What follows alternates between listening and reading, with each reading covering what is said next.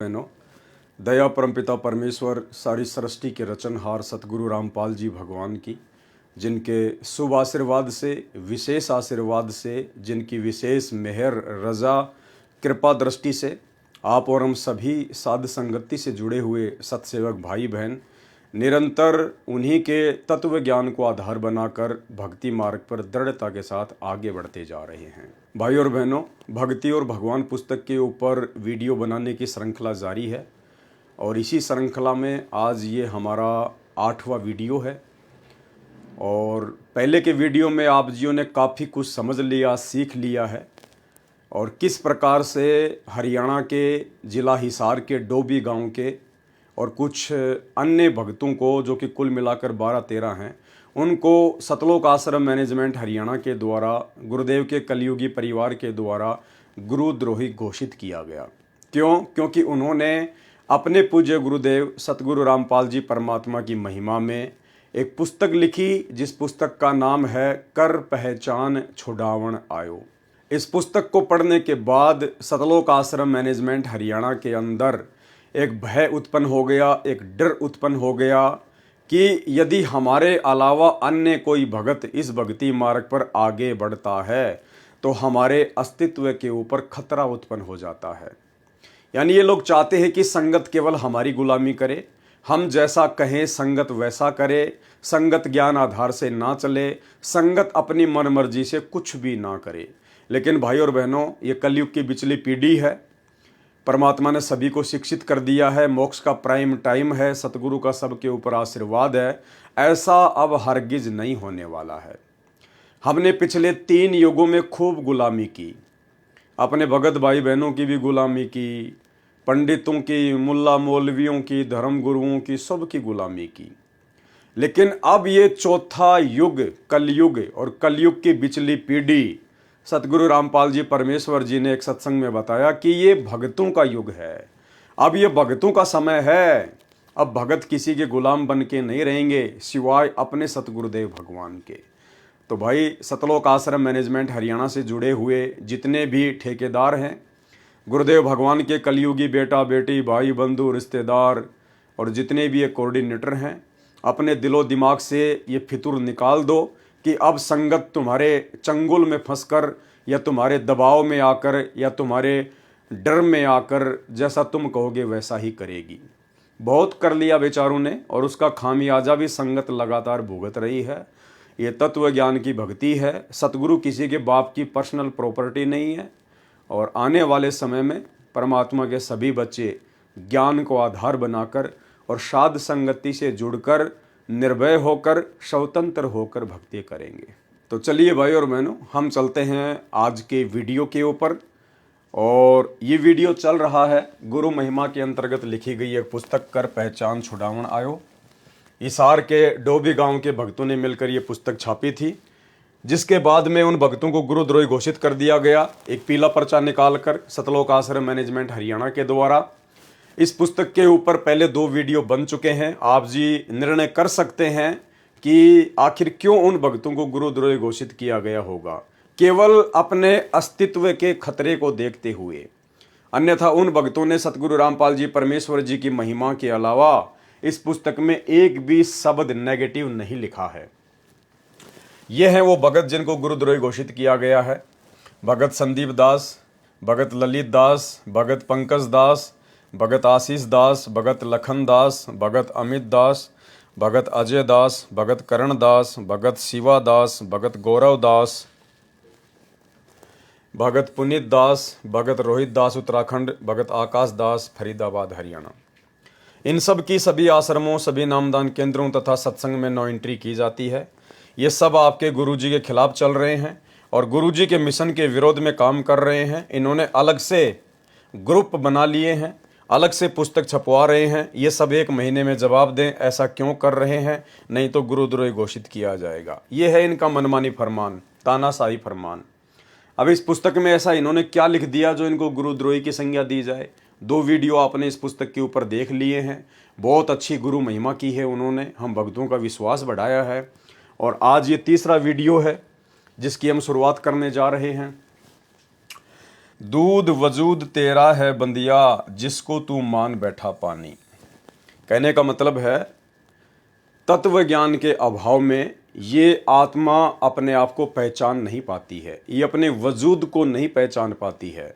तो मकसूद जी कोई लेखक हैं, कोई संत हैं, वो समझा रहे हैं अपनी पंक्तियों के माध्यम से कि दूध वजूद तेरा है बंदिया, बंदिया माने इंसान, आदमी, कि तेरा जो वजूद है, तेरी जो औकात है, तेरी जो हस्ती है वो दूध के जैसी है, लेकिन तू आत्मज्ञान के अभाव में जिसको तू मान बैठा पानी, लेकिन तू अपने आप को ना पहचान कर दूध होते हुए पानी मान बैठा।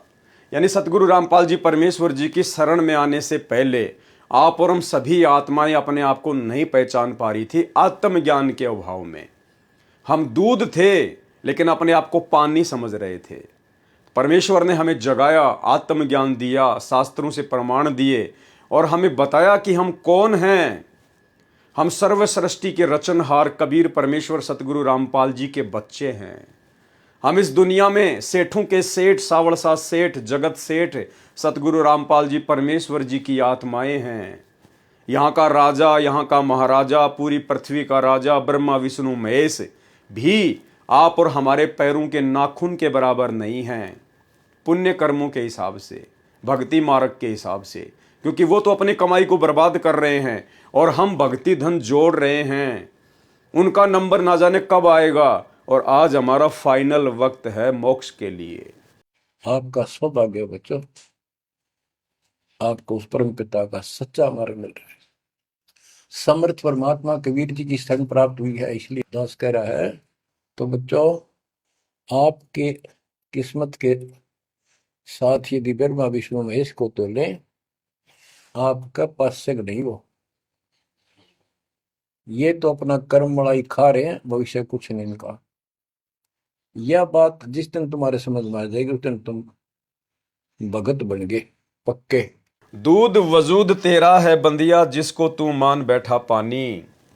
पूरे गुरु से जाग लगवा ले, जायो तमसी तेरी कढ़ानी। पूरे गुरु से जाग लगवा ले। आप और हमारा सौभाग्य भाई और बहनों कि आज हमें वो पूर्ण सतगुरु स्वयं ही आकर मिले हैं। इन्होंने स्वयं ही हमारी बाँ पकड़ी, हमारा हाथ पकड़ा, हमें अपनी शरण में लिया। तो कहते हैं पूरे गुरु से जाग लगवा ले। दूध को गर्म करके जब उसके अंदर जामन लगाया जाता है तो कहते पूरे गुरु से जामन लगवा ले उस दूध के अंदर, तायो जमसी तेरी कढ़ानी। और फिर उस बर्तन में, जिसको कढ़ानी कहा जाता था, जिसके अंदर दूध गर्म करके दही बनाने के लिए जमाया जाता था, सूरत शब्द का साज जचाले। यानी गुरु से नाम दीक्षा लेकर, पूरा ज्ञान लेकर और बिल्कुल तैयारी के साथ में मोक्ष के लिए तैयार हो जा। सुवासों को कर तू मधानी। और सुवासों को क्या कर? मथानी। जैसे दही को मथते हैं, मंथन करते हैं, तो जैसे परमेश्वर ने हमें बताया ना कि श्वास ऊ श्वास से जो जाप करना है सतनाम का, तो कहते श्वासों को कर तू मधानी। उठ मकसूदियो चारा चर ले, कि भाई ये काम कर, सबसे पहले ये क्रिया कर। जद मक्खन आयो जानी, उसके बाद वो दूध से और मक्खन निकलेगा। यानी इस प्रकार से हम लोग मोक्ष प्राप्त करेंगे। सबसे पहले हमें आत्मज्ञान हो, आत्मज्ञान करवाने वाला सतगुरु प्राप्त हो। तो आप और हमें तो प्राप्त हो गया, आप और हमें तो परमात्मा ने इस विधि में लगा दिया है कि कैसे दूध से मक्खन बनेगा। ये बाकी लोगों के लिए है, जो लोग अभी संत रामपाल जी के ज्ञान से अपरिचित हैं, जो उनके सत्संग नहीं सुन पा रहे, उनके लिए। और यदि समय पर दूध में जाग नहीं लगाया जाता तो वह दूध खराब हो जाता है, फिर उसमें से घी नहीं निकल सकता। इसलिए समय रहते जब वह दूध गर्म हो तभी उसमें जाग लगाया जाता है। ये बात संत मकसूद जी ने मानुष चोले के ऊपर कही है। तुमसे प्रार्थना है कि तुम समय रहते पूरे संत से नाम दीक्षा लेकर अपने जीवन को सफल बना लो, नहीं तो ये जीवन हाथ से छूट जाएगा, फिर तुम कोई भी चारा नहीं कर सकते। किंतु जिसे थोड़ा बहुत ज्ञान भी हो गया और वह किसी लालच के कारण संत रामपाल जी महाराज जी की शरण में भी आ गया और जीव का अभिमान नहीं गया, तो परमात्मा से मिलने वाले पूर्ण लाभ से वंचित रह जाता है। यानी इस पूर्ण सतगुरु से उपदेश प्राप्त करने के बाद भी यदि साधक ने अपने अंदर से वो लोभ, लालच, ईर्ष्या, राग, द्वेष, मान बढ़ाई, अभिमान, यदि इन सब का परित्याग नहीं किया तो भी वो परमात्मा को प्राप्त नहीं कर सकता, अर्थात दूध से मक्खन नहीं बन सकता। एक सत्संग में गुरुदेव भगवान ने हमें बताया कि इस भक्ति मार्ग में आने के बाद में यदि आपने लोभ लालच को नहीं त्यागा, अपने स्वार्थों को नहीं त्यागा, तो आप जी भक्ति मार्ग पर कभी भी सफल नहीं हो सकते। सुनिए ऑडियो। बच्चों, परमात्मा कहते हैं कि वो दुल्हा सतलोक में निवास करता है और वहां जाने के लिए आपको पूर्ण गुरु की आवश्यकता पड़ती है और अपने मन का दोष दूर करना होगा। जैसे नाम भी ले लिया और खूब सेवा भी करते हो, भक्ति भी करते हो, अच्छी बात है, और मन में वही उठा पटक और दोष द्वेष लालच लोभ भरा है तो के भक्ति करी। एक समय की बात है, गोपीचंद तथा भर्तृ ये दोनों राजा थे और राजाओं के पास कोई कमी नहीं होती धन की, सारा सुख होता है, पैसे, हीरे, मोती, लाल। परमात्मा पाने के लिए उस सारे सुख को छोड़कर और गोरखनाथ जी के शिष्य बन गए। कति त्यागी बैरागी हो गए, तन पर एक लंगोट रखे, हाथ में करमंडल, जैसा उनका वेशभूषा होती है वो रखते। एक दिन गोपीचंद और भर्तृ जा रहे थे रात्रि में, चांद की रोशनी अच्छी थी, किसी ने रास्ते में पान खाकर थूक रखा था और उसका बुलबुला सा बन गया। ये दोनों वहां जा रहे थे तो चांद की रोशनी में वो बुलबुला सा चमका। भर्तृ को लगा कि ये लाल पड़ा है, लाल हीरा। उसने एकदम उस पर हाथ मारा ठाण खातर, उसका हाथ धस गया थूक में। अरे गोपीचंद हंसे। गोपीचंद बोले, नाथ जी क्या मिल गया ऐसा, कैसे बैठ गए चलते चलते। हाथ ने बोला, रहा तारा गजब हो लक्ष्य थूक रखा था, मैंने सोचा लाल है। गोपीचंद बहुत हंसा, बोले जी लाल छूटे नहीं अभी तक। बोला भाई ये मन बड़ा निकम्मा है, मैंने सोची अब ठा लिया डपड़ा पड़ा के काम होगा कि तो भंडारे कराएंगे, खर्च कर देंगे। तो बोले ठीक है। कबीर साहिब जी ने कहा है, संत मिलन को चा लिए तज माया अभिमान, जो जो पैर आगे धरे सो ही यज्ञ समान। क्योंकि जिसने अभिमान को नहीं त्यागा वह भक्ति को नहीं समझ सकता, क्योंकि भक्ति तो मूल कमल से शुरू होती है और मूल कमल आसन पर सबसे नीचे वाला स्थान है और वहां पर जरा भी अभिमान हो तो नहीं पहुंचा जा सकता। बिल्कुल नन्हा और बिल्कुल हल्का होकर मूल कमल तक पहुंचा जा सकता है। यानी त्रिकुटी पर पहुंचने के लिए सबसे पहले हमारे को मूल कमल से यात्रा शुरू करनी पड़ेगी, जो कि गणेश जी का लोक है। और गणेश जी के लोक में बिल्कुल भी अभिमान नहीं चलता है। बिल्कुल नन्हा बच्चा बनकर, निरअभिमानी बनकर, हल्का बनकर हमने मूल कमल से यात्रा शुरू करनी पड़ेगी। और सतगुरु रामपाल जी भगवान भी अपने सत्संगों में हमें यही समझाते हैं कि अभिमान का और परमात्मा का खड़ा एक्सीडेंट है। आज हमें गुरुदेव भगवान ने इतना ज्ञान करा दिया, इतना आत्म ज्ञान दे दिया, परमात्म ज्ञान दे दिया, भाई अभिमान के लिए जगह है ही नहीं। परमात्मा कहते कि मर्द गर्द में मिल गए रावण से रणधीर।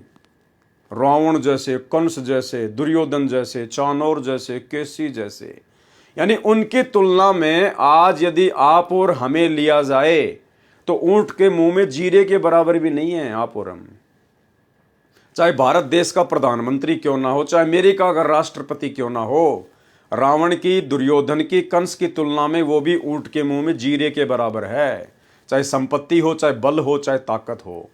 फिर आप और हम तो आम प्राणी हैं, आम प्रजा हैं, सुबह कमाते हैं शाम को खाते हैं। आप और हमारी औकात ही क्या उनके आगे। तो गुरुदेव कहते हैं वो ऐसे ऐसे मर्द गर्द में मिल गए, वो भी गर्द में मिल गए, कुत्ते वाली मौत मरे वो भी, जो अपने आप को मर्द कह सकते थे। मर्द गर्द में मिल गए, वो रावण से रणधीर, कंस के सी चानोर से हिरणाकुश बलबीर। ऐसे ऐसे जिन्होंने देवताओं को भी नाच नचा रखा था, कहते हैं उनके भी अंत में कुत्ते वाली मौत हुई। तो फिर आप और हमें तो अपनी औकात का भली भांति आइडिया लग जाना चाहिए कि आप और हमारी औकात ही क्या है। और जरा सा भी अभिमान यदि रहा, जरा सा भी घमंड, लोभ, लालच यदि हमारे अंदर रहा भक्ति मार्ग पर, तो हम तो मूल कमल के अंदर से भी प्रवेश करने योग्य नहीं बन पाएंगे, त्रिकुटी तक तो बहुत दूर की बात है। इसलिए परमात्मा हमें समझा रहे हैं कि आपने किस प्रकार से भक्ति मार्ग पर रहना पड़ेगा, किस प्रकार से अपने आप को बिल्कुल दास भाव में लाना पड़ेगा।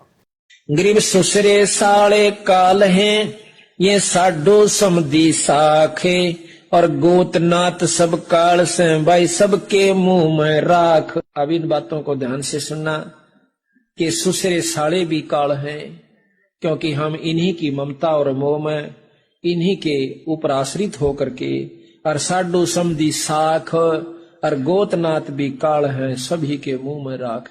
आज हम किसी जाति विशेष से, किसी गोत विशेष की मरोड़ में उसकी बहुत चौधर से उसका पीछा लगाते हैं, फलाना सिंह, और फिर आगे वो गोत लगाते हैं। आज हम ये गोत लगा रहे हैं, कल हम जाकर के कुत्ते की जुनी में जावांगे, वो गोत कहाँ गया, कहाँ वो हमारी जात गई, कहाँ हमारी वो मरोड़ गई, बंदी छोड़ के हैं। यो भी काला से अगर थोड़ी सी भी मन में आत्मा क्रेड आ जाए किसी के भी कारण से। कबीर रोड़ा बन रा का तज मन का अभिमान। क्या कहते हैं परमात्मा कि अगर भक्ति सफल करनी है तो आपने रास्ते का रोड़ा बन के रहना पड़ेगा। इस भक्ति मार्ग पर आपने उपदेश ले लिया, आप बहुत बड़े बिल्डर हैं, बहुत बड़े बिजनेसमैन हैं, बहुत बड़े कोई मंत्री हैं या बहुत पैसे वाले हैं, परमात्मा कहते हैं बेटा ये सारी फीत अपने घर पे रख के आना। ये उपदेश लेने के बाद इस यथार्थ 13वें कबीर पंथ में पूर्ण परमेश्वर सतगुरु रामपाल जी भगवान की शरण लेने के बाद अपने आप को बहुत बड़ा पैसे वाला समझना, बहुत बड़ा पदवान समझना, बहुत बड़ा कोई शरीर में कोई हट्टा कट्टा है या अपने आप को पहलवान समझना, परमात्मा कहते हैं ये नहीं चलेगा इस मार्ग में बिल्कुल भी। रास्ते का रोड़ा समझना पड़ेगा, रास्ते का कंकर, रास्ते का रोड़ा यानी कोई भी आदमी चलता फिरता है उसको ठोकर मारता रहता है। इधर से आया उसने ठोकर मारा, वो रोड़ा इधर गिर गया, इधर से आया उसके पैर की ठोकर लगी, वो इधर चला गया, किसी को कुछ नहीं बोलता वो। तो कहते हैं आपने इस प्रकार से रास्ते का रोड़ा बनकर भक्ति करनी पड़ेगी। निरअभिमान, किसी प्रकार का कोई घमंड नहीं, कोई अहंकार नहीं, आपने वो पत्थर बनके, पत्थर का टुकड़ा बनके रास्ते का रोड़ा बनना पड़ेगा। कबीर रोड़ा बन रा का तज मन का अभिमान, हरिजन ऐसा चाहिए तहां मिले भगवान। कहते हैं हरिजन यानी भगत जब इस प्रकार का हो जाएगा, उसका स्वभाव इस प्रकार का हो जाएगा रास्ते की रोड़े की तरह, कि चाहे उसको कोई गाली दे रहा है, चाहे उसको कोई थप्पड़ मार रहा है, चाहे उसको कोई भला बुरा कह रहा है, लेकिन वो रास्ते की रोड़े की तरह बिल्कुल चुप, कुछ नहीं बोलता। बोलने दे भाई, बोलने दे भाई। हमारे कर्म ही ऐसे हैं। हम सतलोक से अपने बाप के साथ धोखा करके इस काल के साथ आए, हमारे साथ तो इससे भी ज़्यादा बुरी बननी चाहिए थी। इस प्रकार से रास्ते का रोड़ा, कबीर रोड़ा बन रा का तज मन का अभिमान, हरिजन ऐसा चाहिए तहां मिले भगवान। कहते हैं तब भगवान मिलेगा, लेकिन उससे भी बात नहीं बनेगी, उस रोड़े से भी नीचा बनना पड़ेगा। क्या कह रहे हैं परमात्मा आगे, भाई रोड़ा हुआ तो क्या हुआ, पंथी को दुख दे। अगर तू रास्ते का रोड़ा भी बन गया, अपने आप को तूने पत्थर भी समझ लिया, कंकर भी समझ लिया, तो कहते हैं भाई रोड़ा बनने से भी बात नहीं बनेगी। वो रोड़ा अगर किसी के पैर में लग गया, कोई नंगे पैर चल रहा है और अगर उसके पैर के नीचे वो रोड़ा आ गया, तो भाई उसको तो दुख होगा, उसको दर्द होगा, उसके पैर में दर्द होगा, चुभन होगी। तो कहते हैं उससे भी बात नहीं बनेगी, रोड़ा बनने से भी बात नहीं बनेगी। रोड़ा हुआ तो क्या हुआ, पंथी को दुख दे। पंथी यानी जो रास्ते रास्ते चलता है। कहते हैं वो रोड़ा भी किसी न किसी व्यक्ति को दुख दे ही देता है, उसके पैर में चुभ ही जाता है या उसकी चप्पल में लग के और गुद्दी में लग जाती है पीछे चोट। कई बार जैसे बचपन में हम लोग कंकरीले रास्तों पे चला करते थे, रोड के साथ साथ में छोटे छोटे पत्थर के टुकड़े पड़े हुआ करते थे, तो चप्पल पहनते थे उस समय। तो चप्पल पहन के जब चलते थे तो चप्पल पीछे से थोड़ी सी लंबी होती थी, तो उसमें कोई रोड़ी वगैरह आ जाती थी और वो एकदम से प्रेशर से वो रोड़ा यहाँ लगता था गुद्दी में आके। तो परमात्मा कहते हैं अगर तू रोड़ा भी बन गया तो भी कहते हैं तू किसी न किसी को दुख दे सकता है, इसलिए रोड़ा बनने से भी बात नहीं बनेगी। रोड़ा हुआ तो क्या हुआ, पंथी को दुख दे। अरे हरिजन ऐसा चाहिए जो धरनी में खे, भगत तो ऐसा चाहिए जैसे जमीन पे मिट्टी हो, राख हो। खे मानी राख है, यानी रोड़े से भी बात नहीं बनेगी। रोड़े को पीसने के बाद में क्या बनती है, राख बन जाती है, खे बन जाती है, बिल्कुल मिट्टी जैसा होता है, बालू मिट्टी जैसा। कहते तूने वैसा बनना पड़ेगा, धरनी की खे यानी धरती की राख जैसा बनना पड़ेगा तूने। खे हुई तो क्या हुई, उड़ उड़ लागे अंग, हरिजन ऐसा चाहिए जो पानी सरबंग। कहते हैं वो राख बनने से भी बात नहीं बनेगी, यानी और नीचे आना पड़ेगा और अपने आप को मरा हुआ समझना पड़ेगा, निरअभिमानी समझना पड़ेगा। कहते हैं अगर तू राख भी बन गया, धरती की मिट्टी भी बन गया, तो भी कहते हैं वो भी किसी न किसी को दुख देती है। उड़ उड़ लागे अंग, लोगों को गंदा कर देती है। आंधी चलती है या कोई गाड़ी आती है, वो मिट्टी उड़ती है, वो राख उड़ती है, लोगों के कपड़े गंदे कर देती है, उनके शरीर को गंदा कर देती है, आंखों में गिर जाती है। तो कहते हैं अगर तू राख बन गया, यानी पहले तो रोड़ा, रोड़े से फिर राख बन गया, कहते हैं उससे भी बात नहीं बनेगी, उससे भी बात नहीं बनेगी।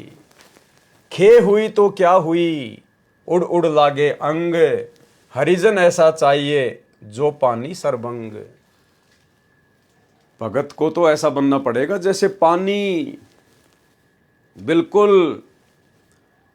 पानी का क्या स्वभाव होता है, पानी रे पानी तेरा रंग कैसा, जिसमें मिला दो बन जाए उस जैसा। यानी पानी का अपना कोई वजूद नहीं होता है। पानी के अंदर यदि आप लाल कलर डाल दोगे वो लाल हो जाएगा, पानी के अंदर हरा कलर डाल दोगे हरा हो जाएगा, पानी को यदि आप एक गिलास में डाल दोगे तो वो गिलास की जैसी शेप बन जाएगी, अगर उसको एक कटोरे में डालोगे पानी को तो कटोरे जैसी शेप बन जाएगी। यानी वो सभी के अनुकूल होता है। तो कहते हैं वो पानी बनने से भी बात नहीं बनेगी। अगर तू इतना नीचे आ गया भक्ति मार्ग में, अपने आप को बिल्कुल मरा हुआ समझ लिया पानी की तरह, तो कहते हैं पानी बनने से भी बात नहीं बनेगी। अरे पानी हुआ तो क्या हुआ, सीड़ा ताता होए। यानी पानी का भी एक स्वभाव होता है, पानी ठंडा भी होता है और पानी गर्म भी होता है। सीड़ा ताता, सीड़ा बोलते हैं ठंडा, ताता बोलते हैं गर्म। ये राजस्थान और हरियाणा की भाषा, सीड़ा ताता। कहते हैं पानी भी गर्म और ठंडा होता है। गर्मा गर्म पानी भी लोगों को नुकसान दे देता है और ठंडा ज्यादा हो तो भी नुकसान दे देता है। कहते हैं पानी बनने से भी बात नहीं बनेगी। पानी हुआ तो क्या हुआ, सीड़ा ताता होए। अरे हरिजन ऐसा चाहिए जैसा हर ही होए। हरिजन यानी भगवान का भगत, सतगुरु का भगत तो ऐसा चाहिए जैसा हर ही होए, जैसा उसका भगवान है, जैसा उसका सतगुरु है, भगत ने तो वैसा ही बनना पड़ेगा। और हमारे गुरुदेव भगवान ने कितने एग्जाम्पल कोड कर दिए। आधीनता दासा तन के, आपने चौथे या पांचवें पार्ट में पढ़ी पुस्तक शैतान बना भगवान, जिसमें किस प्रकार से गुरुदेव भगवान से 2-4 गांव के लड़कों ने कान पकड़वा कर उठक बैठक निकलवाई, नाक से जमीन में 7 लकीर निकलवाई, गुरुदेव को गालियां निकाली, गुरुदेव के साथ में मारपीट की, लेकिन परमेश्वर बिल्कुल दास भाव में। क्यों?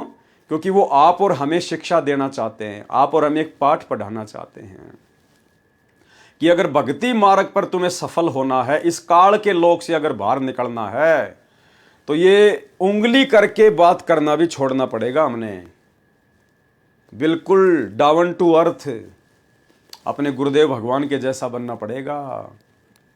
गुरु को कीजिए दंडवत, कोटि कोटि प्रणाम, और कीट न जाने भृंग को, गुरु कर ले आप समान।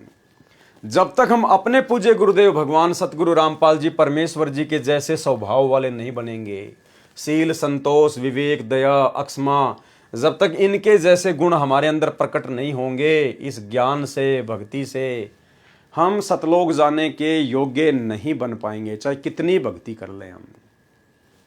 हमने अपने गुरुदेव के जीवन को अपने ऊपर धारण करना पड़ेगा, अमल करना पड़ेगा। जब से हम अपने गुरुदेव को जानते हैं, आप लोगों ने कब से उपदेश लिया है?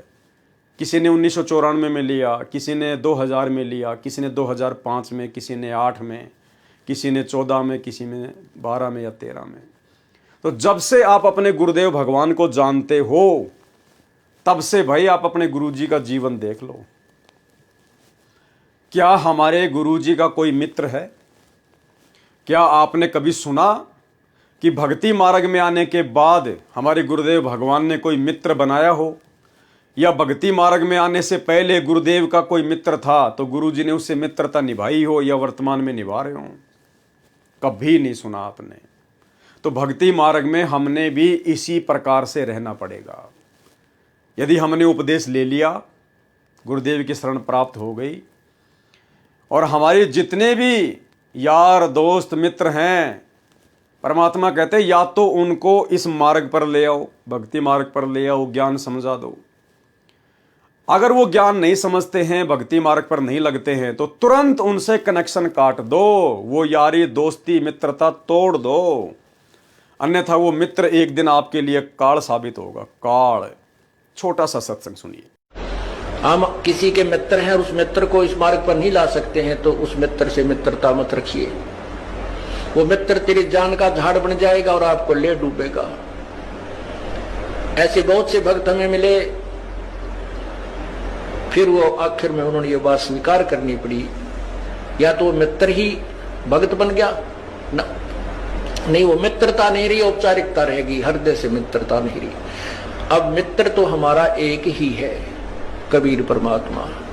अगर हम उससे मित्रता करेंगे, तुमेव बंधु च सखा तुमेव, तुमेव माता च पिता तुमेव, तुमेव बंधु च सखा तुमेव, तुमेव विद्या च दृढ़ तुमेव, तुमेव सर्व मम देव देव। तू ही सखा यानी मित्र है, बंधु हमारा भाई बंद, वास्तव में परमात्मा ही हमारे सब नाम। उसके बाद जब हम अपने गुरुदेव भगवान के जीवन को देखते हैं, जब से हम इनको जानते हैं, क्या हमने कभी भी अपने गुरुदेव भगवान को किसी शादी विवाह में, किसी रिश्तेदारी में, किसी फंक्शन में, किसी के जन्मदिन की पार्टी में, किसी खुशी की पार्टी में कभी हमने जाते हुए देखा कि भाई गुरुजी अपने मामा की शादी में गए हों, अपने बुआ की शादी में गए हों, अपने रिश्तेदारों के यहाँ शादी में गए हों गुरुजी? कभी सुना हमने? कभी नहीं सुना। हमने केवल इतना ही सुना और इतना ही देखा कि गुरुजी आज नरेला में सत्संग करने जा रहे हैं, गुरुजी आज पूना में सत्संग करने जा रहे हैं, गुरुजी आज काठमंडी में सत्संग करने जा रहे हैं, गुरुजी आज दिल्ली जा रहे हैं सत्संग करने, या गुरुजी करोथा आश्रम में बैठ के सत्संग कर रहे हैं। हमने गुरुदेव को किसी भी रिश्तेदारी में जाते हुए नहीं देखा। कोई भी शादी विवाह, बर्थडे, मैरिज पार्टी, कोई भी फंक्शन, किसी भी प्रकार का जो समाज में होता है, यारी दोस्ती रिश्तेदारी में होता है, हमने अपने गुरुदेव को कभी भी जाते हुए नहीं देखा। तो भाई हमने भी अपने गुरुदेव के अनुसार ही चलना पड़ेगा अगर भक्ति में सफल होना है तो। क्योंकि वाणी क्या कह रही है? हरिजन ऐसा चाहिए जैसा हर ही होए। हर यानी परमात्मा, सतगुरु।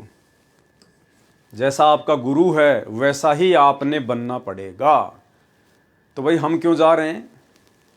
हम जिस रिश्तेदारी में जा रहे हैं भाई वहां पे हमारे विचारों जैसे लोग तो है ही नहीं, और ना वो रिश्तेदार परमात्मा से जुड़ा हुआ। अगर जुड़ा हुआ होता तो वो ड्रामेबाजी करता ही नहीं। वो इस प्रकार से जगत के रीति रिवाजों के अनुसार, परंपराओं के अनुसार, कुरीतियों के अनुसार शादी विवाह फंक्शन करता ही नहीं। तो हमें वैसे भी जाने की आवश्यकता नहीं पड़ती। और अब वो जो भी क्रिया करेगा वो आप और हमारी भक्ति क्रियाओं के विपरीत होगी। तो पहली बात तो हमने वहां पे जाना ही नहीं है बिल्कुल भी।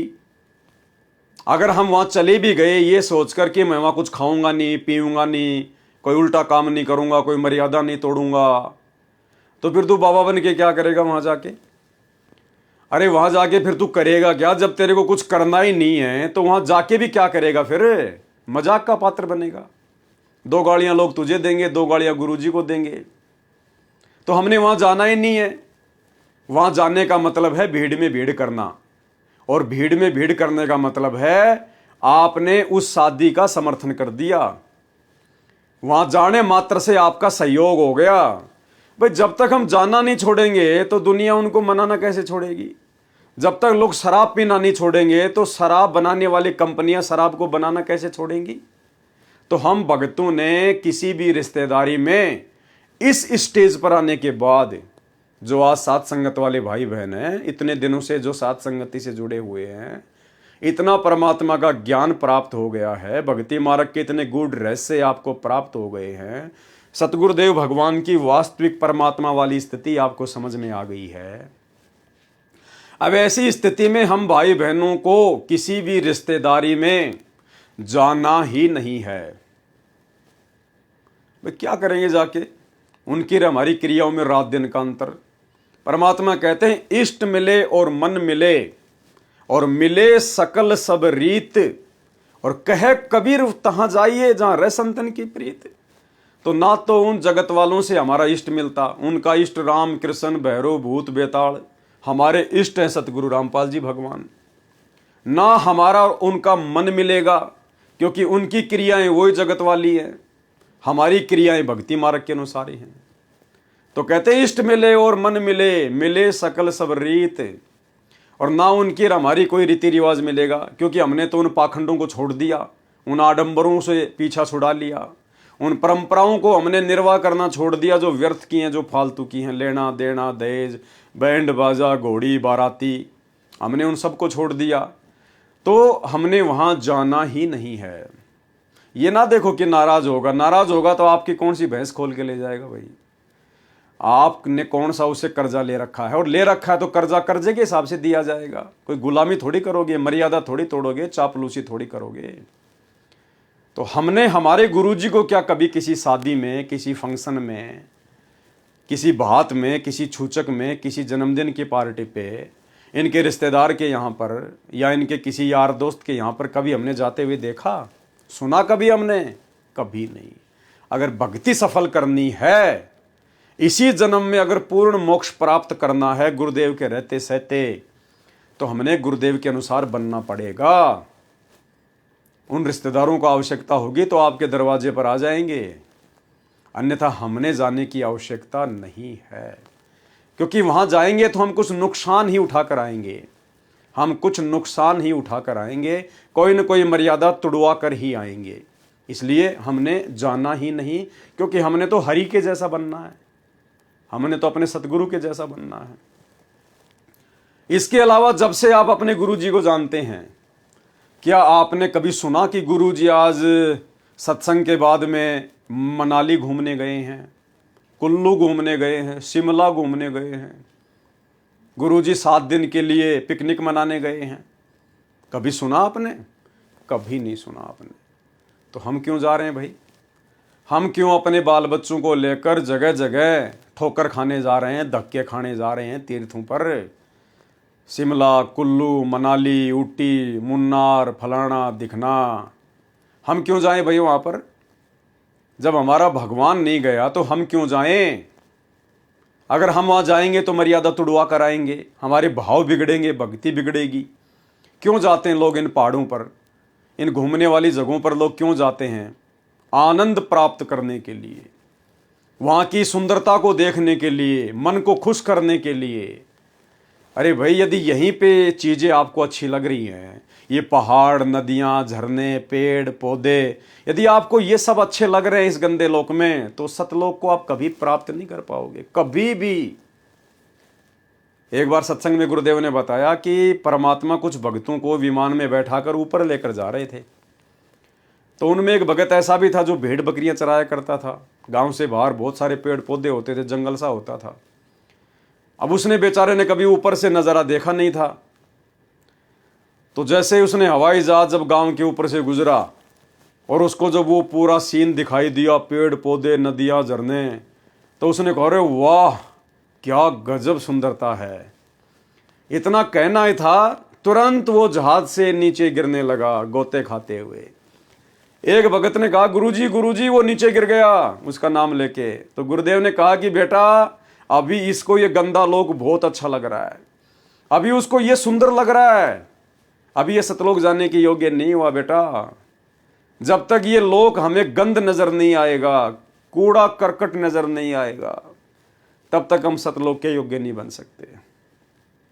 तो अगर आप शिमला जाओगे, कुल्लू मनाली ऊटी फूटी जाओगे, तो क्यों जाते हैं लोग वहां पर? आनंद उठाने के लिए, सुंदर सुंदर दृश्यों को देखने के लिए, मन को खुश करने के लिए।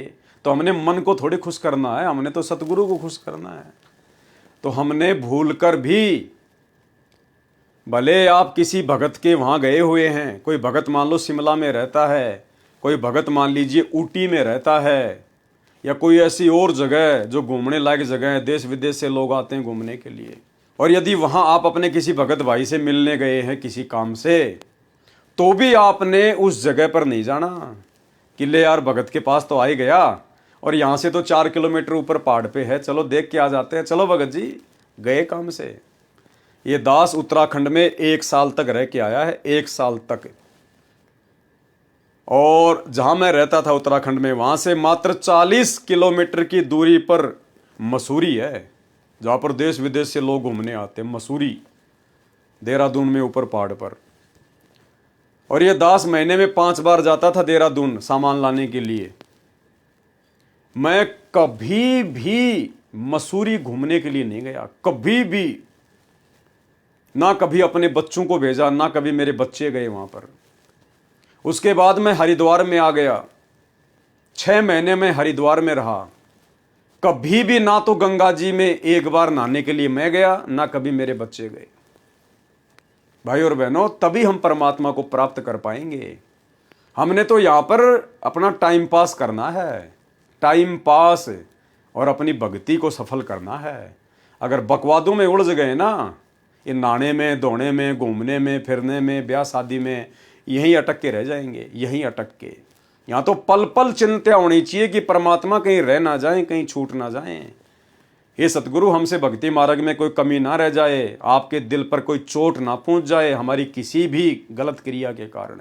इतना डर डर कर हमने ये भक्ति करनी है। तो हमने अपने गुरुदेव भगवान को कभी भी किसी राजनीतिक पार्टी का समर्थन करते हुए देखा? क्या किसी राजनेता को आश्रम में आकर गुरुदेव से आशीर्वाद लेते हुए देखा? या गुरुदेव ने कभी किसी पार्टी के किसी नेता को आशीर्वाद दिया हो कि भाई तू जीत जाएगा, मेरा आशीर्वाद है, जैसा कि अन्य दूसरे संत देते रहते हैं, अखबारों में आती रहती है? क्या गुरुदेव ने हमें कभी किसी राजनीतिक पार्टी का समर्थन करने का आदेश दिया? किसी भी राजनीतिक पार्टी को वोट देने के लिए कहा? किसी भी राजनेता का समर्थन करने के लिए कहा? नहीं। तो फिर हम क्या कर रहे हैं? उनके 2014 में जेल जाने के बाद उनके परिवार के द्वारा जिस प्रकार से संगत को राजनेताओं का कुत्ता बना दिया गया है, राजनेताओं का समर्थन करवाया जाता है, राजनेताओं को वोट डलवाए जाते हैं, पार्टी विशेष का प्रचार करवाया जाता है। 2019 में सतलोक आश्रम मैनेजमेंट हरियाणा ने कांग्रेस का समर्थन करवाया, कांग्रेस को वोट डलवाए, बाकायदा गुरुदेव का नाम ले लेकर। 2024 में बीजेपी का समर्थन करवाया, बीजेपी को वोट डलवाए, बीजेपी के जो राजनेता हैं उनकी रैलियों में भक्तों को बसों में भर भर के ले गए और भक्तों को डराया गया, धमकाया गया, पीले पर्चे निकालकर, गुरुदेव का आदेश बताकर कि जो व्यक्ति बीजेपी को वोट नहीं देगा उसको गुरुद्रोही घोषित कर दिया जाएगा, उसकी आश्रम में नो एंट्री। भाई और बहनों, ये परीक्षा का समय है, ये परीक्षा का समय है। हमने अपने गुरुदेव को देख के चलना है, गुरुदेव के काल प्रेरित परिवार को देख के नहीं चलना, गुरुदेव के बेटा बेटी भाई बंधु रिश्तेदारों को देखकर नहीं चलना। वो तो काल की हद में है, काल की जकड़ में है। तो हमारे गुरुदेव ने ना कभी गंदी राजनीति करी, ना हमारे गुरुदेव का कभी इस गंदी राजनीति से कोई संबंध रहा। तो भाई और बहनों, हमने भी उसी प्रकार से इस भक्ति मार्ग पर अपने आप को संभाल कर, फूक फूक के कदम रख कर चलने की आवश्यकता है। तब ये भक्ति सफल होगी, वरना ये काल भक्ति सफल होने नहीं देगा। काल स्वयं तो सामने आता नहीं है, स्वयं तो प्रकट होता नहीं अपने ओरिजिनल रूप में, तो कैसे भ्रमित करेगा वो, कैसे मर्यादा तोड़वाएगा? गुरुदेव के परिवार के माध्यम से, क्योंकि संगत नादान है, संगत आंख बंद करके विश्वास कर लेती है कि गुरुजी का बेटा है, गुरुजी का भाई है, गुरुजी के परिवार वाले हैं, और संगत विश्वास में आके मर्यादा तोड़ देती है, ज्ञान को आधार बना नहीं पाती। तो हमने इस प्रकार की गलतियां करने से बिल्कुल बचना है। हमारा कोई नहीं है, हमने अपनी छाया का भी विश्वास नहीं करना है, केवल अपने गुरुदेव के अलावा। इनके परिवार वाले तो बहुत दूर की बात है। तो हमने भाई और बहनों बहुत सोच समझ के भक्ति मार्ग पर फूक फूक के कदम आगे रखना है, और अपने गुरुदेव भगवान के जैसा ही बनकर हम इनके सतलोक में जा सकते हैं। दूसरा कोई चारा नहीं है। पानी हुआ तो क्या हुआ, सीड़ा ताता होए, और हरिजन तो ऐसा चाहिए जैसा हर ही होए। जैसा हमारा भगवान है, जैसे हमारे सतगुरुदेव हैं, हमने ऐसा ही बनना पड़ेगा, तभी हम यहां से बाहर निकल सकते हैं। एक समय की बात है, पीपा नाम का बादशाह अपने वजीरों से चर्चा कर रहा था कि इस धरती पर कोई ऐसा साधु संत बताओ जो मुझे एक दिन में ही भगवान से मिला दे और मेरा सारा भ्रम दूर हो जाए और मैं हमेशा के लिए तृप्त हो जाऊं। वजीरों ने सलाह करके बताया कि वर्तमान में रविदास नाम के महात्मा की काफ़ी महिमा सुनी है, आप उनके पास जाइए, परंतु हे राजन, वह तो नीच जाति का है, इसमें आपकी मान हानि होगी। तब राजा ने कहा कि तुम चिंता ना करो, मैं रात को कंबल ओढ़ कर जाऊंगा, कोई मुझे नहीं पहचान पाएगा। ये वही पीपा जी हैं जो राजस्थान के नागौर जिले के राजा थे, जो बाद में रामानंद जी के माध्यम से कबीर परमात्मा की शरण में आ गए थे। राजा ने ऐसा ही किया। आधी रात्रि में संत रविदास जी की कुटिया का दरवाजा जाकर खटखटाया। संत रविदास जी परमात्मा की भक्ति में बैठे थे। पीपा बादशाह ने उन्हें प्रणाम किया और कहा, हे संत जी, मैंने सुना है कि आप एक ही दिन में परमात्मा से मिला देते हैं और मुझसे बातें करने वाले साधु संत बहुत मिलते हैं, परंतु एक ही दिन में भगवान से मिलाने वाला कोई नहीं मिला। अतः मैं आपसे प्रार्थना करता हूं कि आप मुझ पर यह कृपा करें।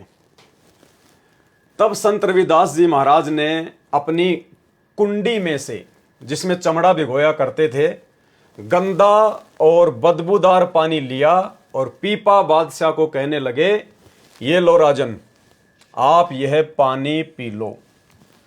भाई और बहनों, ये कोई सामान्य कथाएं नहीं है, और ना हम खाली इन कथाओं का आनंद लेने के लिए वीडियो बना रहे हैं। इन कथाओं से हमने शिक्षा लेनी है कि हमें क्या लाभ मिल सकता है, हम कैसे सावधान हो सकते हैं, हम कैसे गलतियां करने से बच सकते हैं, हमारे मतलब का क्या है इन कथाओं में। तो ध्यान से सुनिए। तो रविदास जी ने क्या कहा पीपा जी से, जिसमें वो चमड़ा भिगोया करते थे अपने उस पात्र में, उसमें से वो बदबूदार पानी चमड़े का भीगा हुआ एक गिलास पीपा जी को दे दिया और बोला, राजन लो, पी लो। गंदा और बदबूदार पानी लिया और पीपा बादशाह को कहने लगे, ये लो राजन, आप यह पानी पी लो, आपका कल्याण हो जाएगा। तब राजा ने शर्म के कारण अपने हाथ तो फैला लिए, परंतु वह पानी नहीं पिया, बल्कि सारा पानी हाथों के सहारे से नीचे गिरा दिया और कुछ राजा के कपड़ों में लग गया। फिर राजा वापस महल में आ गया और वजीरों को भली बुरी कहने लगा कि वह रविदास पागल है, उसने मुझे भीगे हुए चमड़े का गंदा पानी पिलाया, मेरा धर्म भ्रष्ट हो जाता। जल्दी से वह कपड़े उतार कर धोने के लिए भिजवा दिए।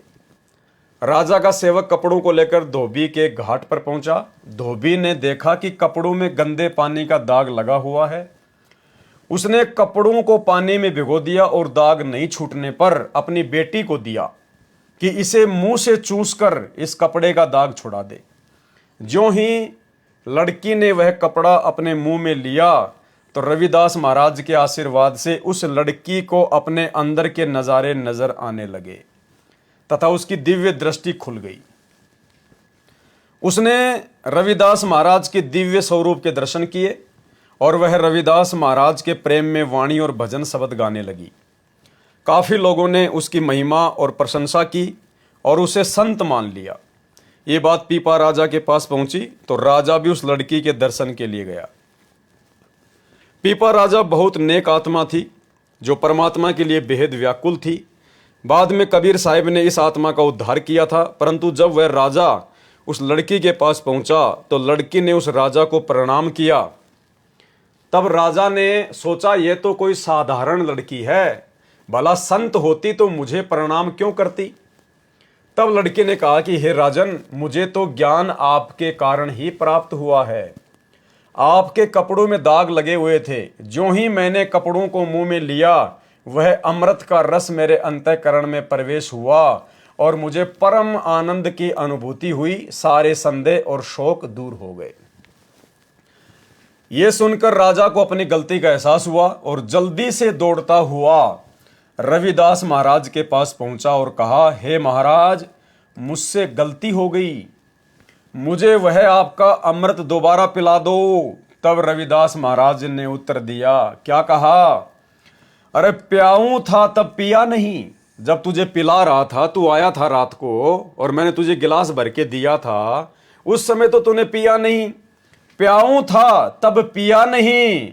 अरे पीपा, तूने अभिमान किया, अब यह कुंडी खाली हो गई, वो पानी मुल्तान गया।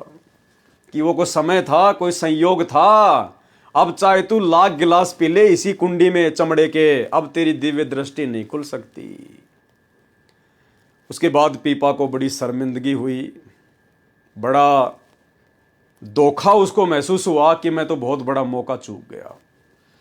भाई और बहनों, ठीक आज सतलोक आश्रम से जुड़ी हुई 90% संगत की यही हालत है।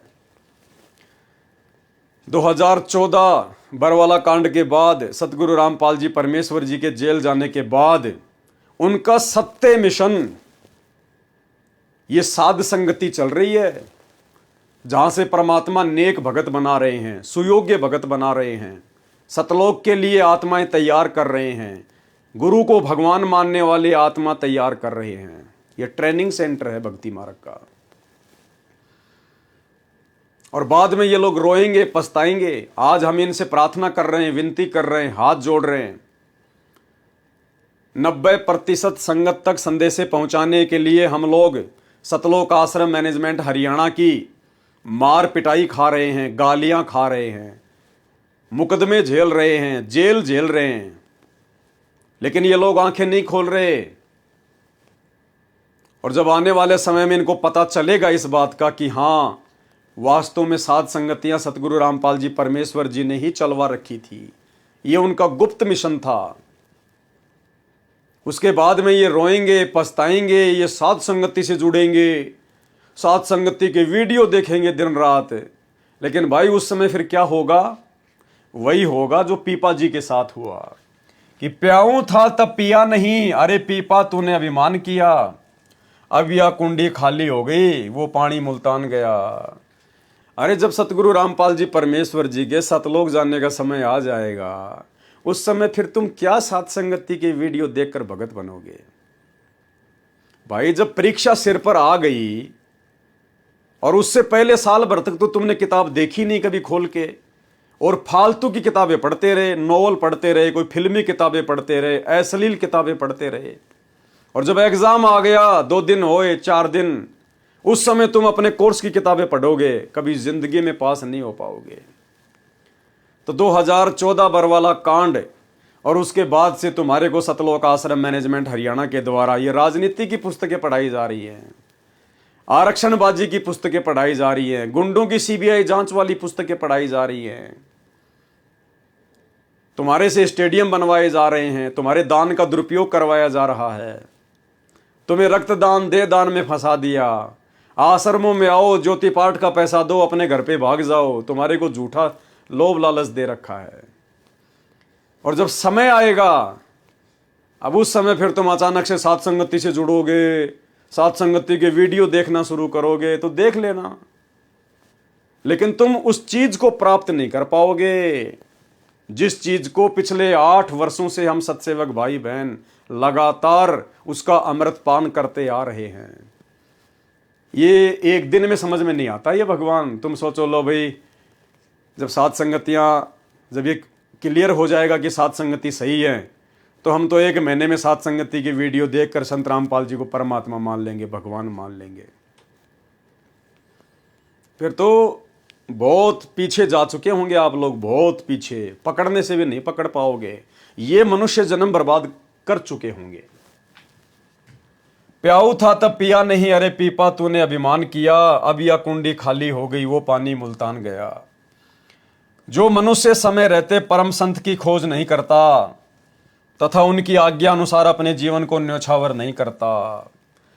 अब 2014 बरवाला कांड के बाद से संगत तो गुरुदेव की आज्ञाओं पर न्योछावर है ही नहीं भाई। सतगुरु का परिवार और सतगुरु के साथ में 24 घंटे जो सेवादार रहा करते थे आश्रमों में, वो तो पहले भी गुरु जी की आज्ञाओं के विरुद्ध चलते थे, और 2014 के बाद में उन्होंने संगत को भी गुरु जी की आज्ञाओं के विरुद्ध मोड़ दिया।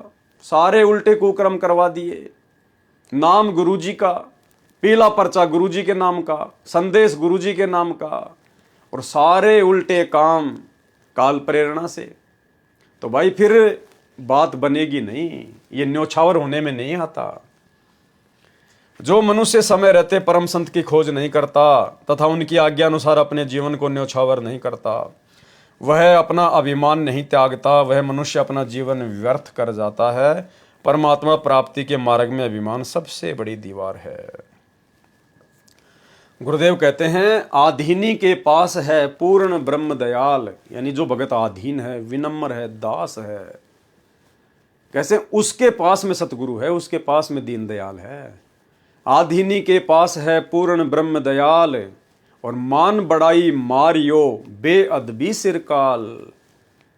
जो आदमी मान बड़ाई में फूला फूला फिरता है ना, अहंकार में, अभिमान में, भगतों को गालियां देता है, भगतों के साथ में मारपीट करता है, कहते वो तो बेअदबी कर रहा है। और ऐसे बेअदबी इंसान के सिर पर तो काल बैठा होता है, काल। कबीर साहिब जी ने कहा है, लेने को हरि नाम है और देने को अनुदान। अगर इस संसार में लेने को कोई चीज है तो परमात्मा का नाम है, और देने को अनुदान, और तैरने को है दीनता, और डूबन को अभिमान। अगर डूबना है तो अभिमान कर लो, घमंड कर लो, बस सारा काम खराब हो जाएगा। अभिमानी व्यक्ति तो अपने व्यक्तित्व को चमकाने के लिए, जो वह खुद नहीं है, और लोगों को कुछ और दिखाने के लिए अपना चरित्र, अपनी छवि दुनिया में बढ़ा चढ़ाकर दिखाने के लिए सारा दिन मंथन और चिंतन करता रहता है, परंतु उसके हाथ कुछ नहीं लगता। वह सारा दिन पशु की तरह भटकता है और पूरा जीवन व्यर्थ करके चला जाता है। गुरु महाराज से नाम उपदेश लेने के बाद भी लोग चुगली, निंदा, रिश्वतखोरी के घिनौने कर्मों को अंजाम देते हैं। क्या लिखवाया परमात्मा ने कि गुरु महाराज से उपदेश लेने के बाद भी, कौन गुरु महाराज? सतगुरु रामपाल जी भगवान।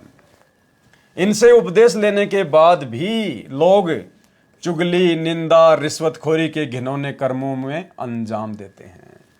बंदी छोड़ सतगुरु रामपाल जी भगवान ने ऐसा अमृत ज्ञान दिया है, इसके बावजूद भी लोग छुपकर गंदे कर्मों में लिप्त होते हैं।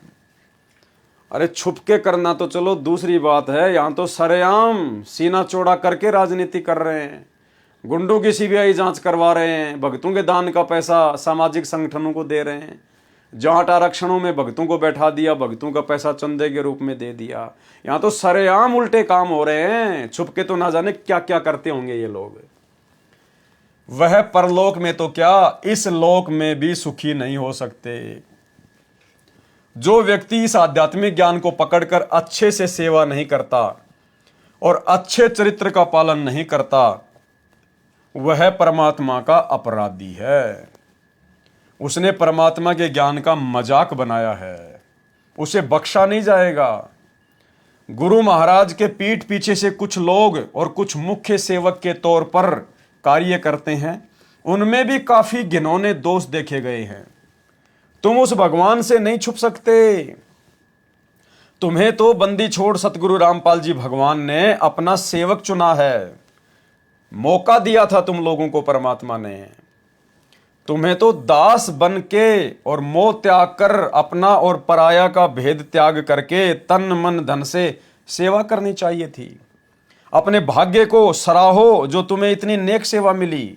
तुम परमात्मा के सेवक हो, तुम्हें तराजू को बराबर तोलना चाहिए। किसी भी भगत में कोई भेदभाव नहीं करना चाहिए, पक्षपात नहीं करना चाहिए। जो अच्छे भगत हैं उनके नाम के तो पीले पर्चे निकाल देते हैं कि गुरुद्रोही घोषित हो गए, और जो भगतों की बच्चियों को बैला फुसला कर ले जाते हैं, उनसे शादियां कर लेते हैं, खुद शादीशुदा होने के बावजूद भी। एक दिल्ली का कोऑर्डिनेटर था, खुद शादीशुदा, और एक भगत की जवान लड़की को ले गया, उसके साथ रमैनी कर ली। नामदान सेंटरों पर दूसरे की माता बहनों के साथ में कुकर्म किए जा रहे हैं, दुनिया भर के कुकर्म। इनकी ऑडियो वायरल होती है। सोनीपत के नामदान सेंटर रणवीर दास की एक ऑडियो वायरल हुई जिसमें वो अपनी गुरु बहन से अश्लील बातें कर रहा है। उसके बाद उसकी नो एंट्री कर दी गई थी, फिर वापस उसको एंट्री ले ली, वापस उसको नामदान सेंटर दे दिया गया। तो भाई और बहनों, इस मार्ग में भेदभाव नहीं चलता, पक्षपात नहीं चलता बिल्कुल भी। ये परमात्मा का मार्ग है। ये रिहर्सल चल रही है आप और हमारी। आने वाले समय में परमात्मा किसको क्या सेवा देंगे, कौन कितना योग्य है, वो हिसार की छोटी जेल में बैठ के आप और हमारी परख कर रहा है, पछोड़ मार रहा है परमात्मा। हमारे अंदर भक्ति के कितने लक्षण हैं, हम भगत बने या नहीं बने, कितनी कमियां हैं, वो देख रहा है, हमारी परीक्षा ले रहा है। ये परीक्षा का समय है। तो क्या कह रहे हैं भगत जी? गुरु महाराज के पीठ पीछे से कुछ लोग और कुछ मुख्य सेवक के तौर पर कार्य करते हैं, उनमें भी काफी घिनौने दोष देखे गए हैं। अब ये बात जो लिखी गई है यहां पर भाई और बहनों, ये भगत जी कोई अपने मन से नहीं लिख रहे हैं, ये बिल्कुल सत्य है। इनसे परमात्मा ही लिखवा रहे हैं प्रेरणा करके, क्योंकि खुद सतगुरु रामपाल जी परमेश्वर जी ने इस पुस्तक का समर्थन किया है, इन शब्दों का समर्थन किया है। वर्तमान में हिसार जेल से जो विशेष संदेश आ रहे हैं, उनमें गुरुदेव भगवान ने एक ऑडियो में साफ साफ कहा है कि ऐसे बहुत सारे लोग हैं जिनको सारनाम भी प्राप्त है, और जो आश्रमों में हमारे साथ में भी रहते हैं, हमारे पास में रहते हैं, यानी गुरुजी के साथ में रहते हैं, गुरुजी के पास में रहते हैं, और दूसरों की नजरों में बहुत अच्छे भगत। और गुरुदेव कह रहे हैं कि लास्ट में चलकर जब उनके वो कर्म हमारे सामने आते हैं, इतने गंदे, इतने बिगड़े हुए, इतने दिद्दे, तो गुरुदेव कहते हैं हमें भी सोचने पर मजबूर होना पड़ता है। यानी भाई और बहनों, ये जो बातें परमात्मा ने इस ऑडियो में कही है, जो अभी आप सुनने जा रहे हैं, कि कुछ लोग हमारे साथ में भी रहते हैं, 24 घंटे सेवा भी करते हैं, उनको सारनाम भी मिला हुआ है, और बहुत अच्छे भगत दिखाई देते हैं, और अंत में उनके कर्म इतने बिगड़े हुए होते हैं कि हम भी सोचने पर मजबूर हो जाते हैं। यानी परमात्मा स्पष्ट तौर पर अपने परिवार के विषय में और मैनेजमेंट के विषय में ना कहकर इन हिसार जेल से आने वाली ऑडियो में समझदार आत्माओं के लिए संकेत कर रहे हैं खुल के, कि भाई इन्हीं लोगों से दुखी होकर मैं जेल में आके बैठा हूं, और जब तक ये गंदगी साफ नहीं होलेगी, और गंदगी साफ कैसे होगी भाई और बहनों? अगर सतगुरु ने अगर अपनी समर्थता से अगर ये गंदगी साफ करनी होती तो आश्रम में कर देते, बरवाला कांड होने की नौबत ही नहीं आती। लेकिन परमात्मा का काल के साथ एग्रीमेंट है, और परमात्मा कभी भी बुरा नहीं बनता। राम किसी को मारे नहीं, मारे तो हत्यारा राम, अपने आप ही मर जाएंगे कर कर खोटे काम। तो बहुत सारे खोटे काम तो इन्होंने बरवाला कांड से पहले किए आश्रम में, जिनका जिक्र गुरुदेव ने अपने बयानों में कर रखा है। बयानों की कॉपी ये लोग संगत को दे नहीं रहे। आज 10 साल हो गई, सतगुरु रामपाल जी के बयानों की एक भी कॉपी इन्होंने संगत में वायरल नहीं की, क्योंकि सतगुरु रामपाल जी ने अपने बयान अपने परिवार के खिलाफ, इस मैनेजमेंट के खिलाफ दे रखे हैं।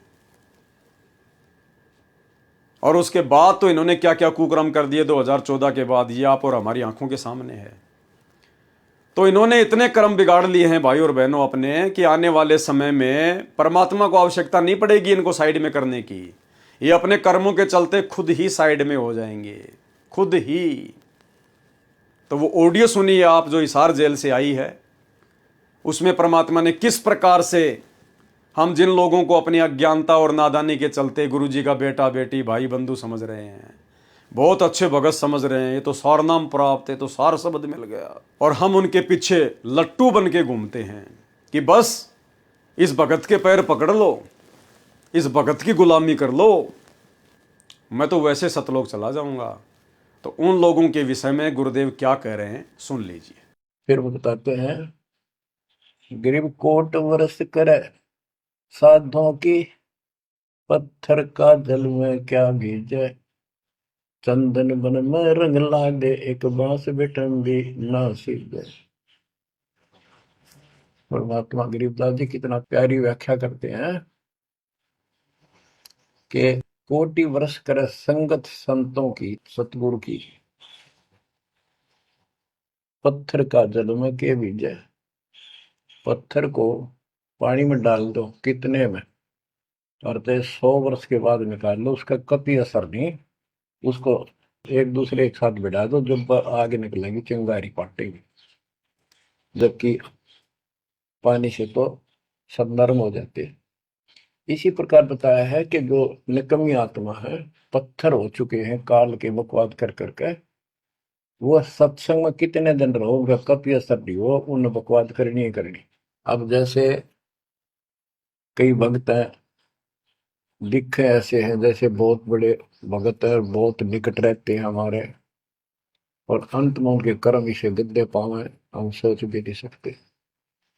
तो ये गलतियां हैं, इनको सुधारना पड़ेगा अपने। भाई और बात तेरे काम न आवे, संतों शरण लाग रे, मुके सोव गफलत में बंदे, जाग जाग नर जाग रे, जाग जाग नर जाग। गुरु महाराज के पीठ पीछे से कुछ लोग और कुछ मुख्य सेवक के तौर पर कार्य करते हैं, उनमें भी काफी घिनौने दोष देखे गए हैं। तुम उस भगवान से नहीं छुपा सकते, तुम्हें तो बंदी छोड़ सतगुरु रामपाल जी भगवान ने अपना विशेष सेवक चुना है, तुम्हें तो दास बन करके और मोह त्याग कर, अपना और पराया का भेद त्याग करके तन मन धन से सेवा करनी चाहिए थी। अपने भाग्य को सराहो जो तुम्हें इतनी नेक सेवा मिली, तुम परमात्मा के सेवक हो, तुम्हें तराजू को बराबर तोलना चाहिए। लेकिन बिल्कुल इसके विपरीत किया उनके परिवार वालों ने। अरब देश की बात है, हजरत मोहम्मद साहब के बाद एक उनके सेवक थे और उन्हीं की सल्तनत थी। 22 लाख मरब्बा मील पर हुकूमत किया करते थे, यानी इतना लंबा चौड़ा उनका क्षेत्र था। तथा आधीनी इतनी थी कि घर घर जाकर पूछ कर आया करते थे कि कहीं कोई भूखा तो नहीं रहा। यानी दास कैसे होते हैं, भगत कैसे होते हैं। मुसलमान धर्म के प्रवर्तक हजरत मोहम्मद जी के शरीर छोड़ने के बाद उनके एक सेवक का यहां पर उदाहरण दिया गया है, जिसका 22 लाख मील इतना लंबा चौड़ा जिसका क्षेत्रफल था। इतना मतलब वो राज करता था, उसका क्षेत्र था इतना, जैसे चक्रवर्ती होता राजा। उसके बावजूद भी उसने अपने आप को दास समझा, अपने पैगंबर का, अपने अल्लाह का, अपने रसूल का नौकर समझा। और किस आधीनी से, किस दास भाव से उसने अपना राज्य किया, सेवा की।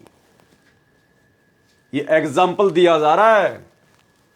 फिर हमें तो आज पूर्ण परमात्मा की शरण प्राप्त है, सतगुरु रामपाल जी परमेश्वर जी की शरण प्राप्त है, जो कि नबियों के नबी हैं, रसूलों के रसूल हैं, अल्लाहों के अल्लाह हैं।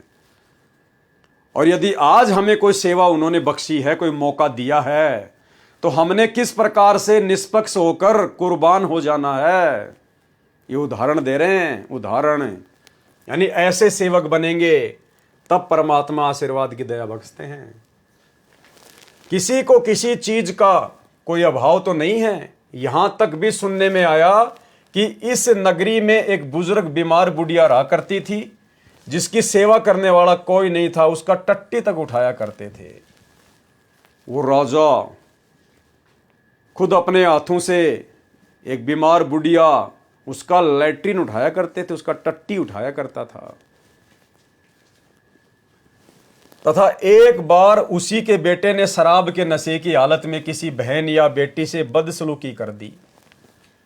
एक बार उस राजा के बेटे ने शराब के नशे में और पर्जा में किसी बहन या बेटी के साथ में बदसलूकी कर दी,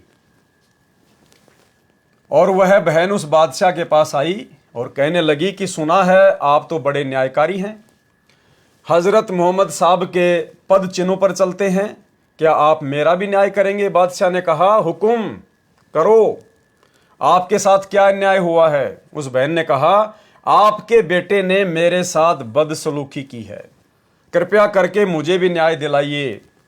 तब बादशाह ने सिपाही भेजे और अपने बेटे को बुलवाया। थोड़ी देर बाद सिपाहियों ने उसके बेटे को हाजिर कर दिया।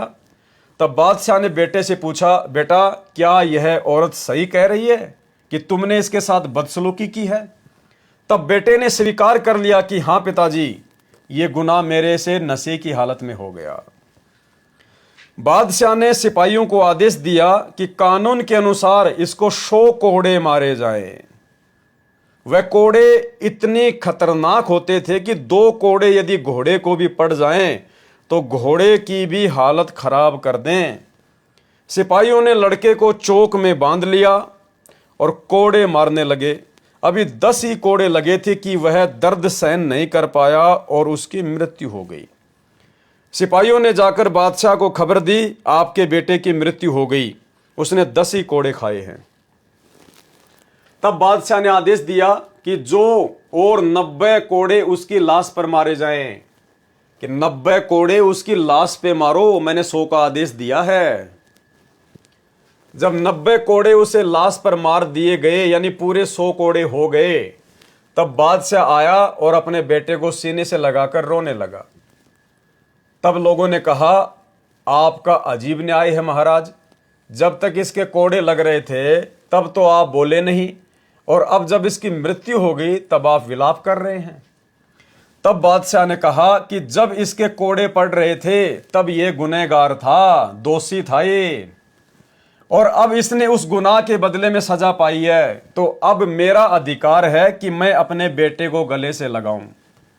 जरा सोचो वे कैसे लोग थे, कैसे सेवक थे जिन्होंने अपने नबी से इतना भय था, जबकि उनका नबी तो शरीर छोड़ के जा चुका था।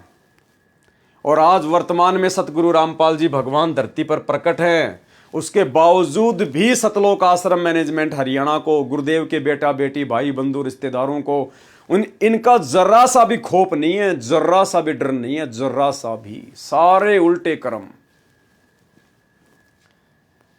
जरा सोचो वे कैसे लोग थे, कैसे सेवक थे जिन्होंने अपने नबी से इतना भय था कि कहीं मुझे मेरा नबी और मेरा अल्लाह नाराज ना हो जाए।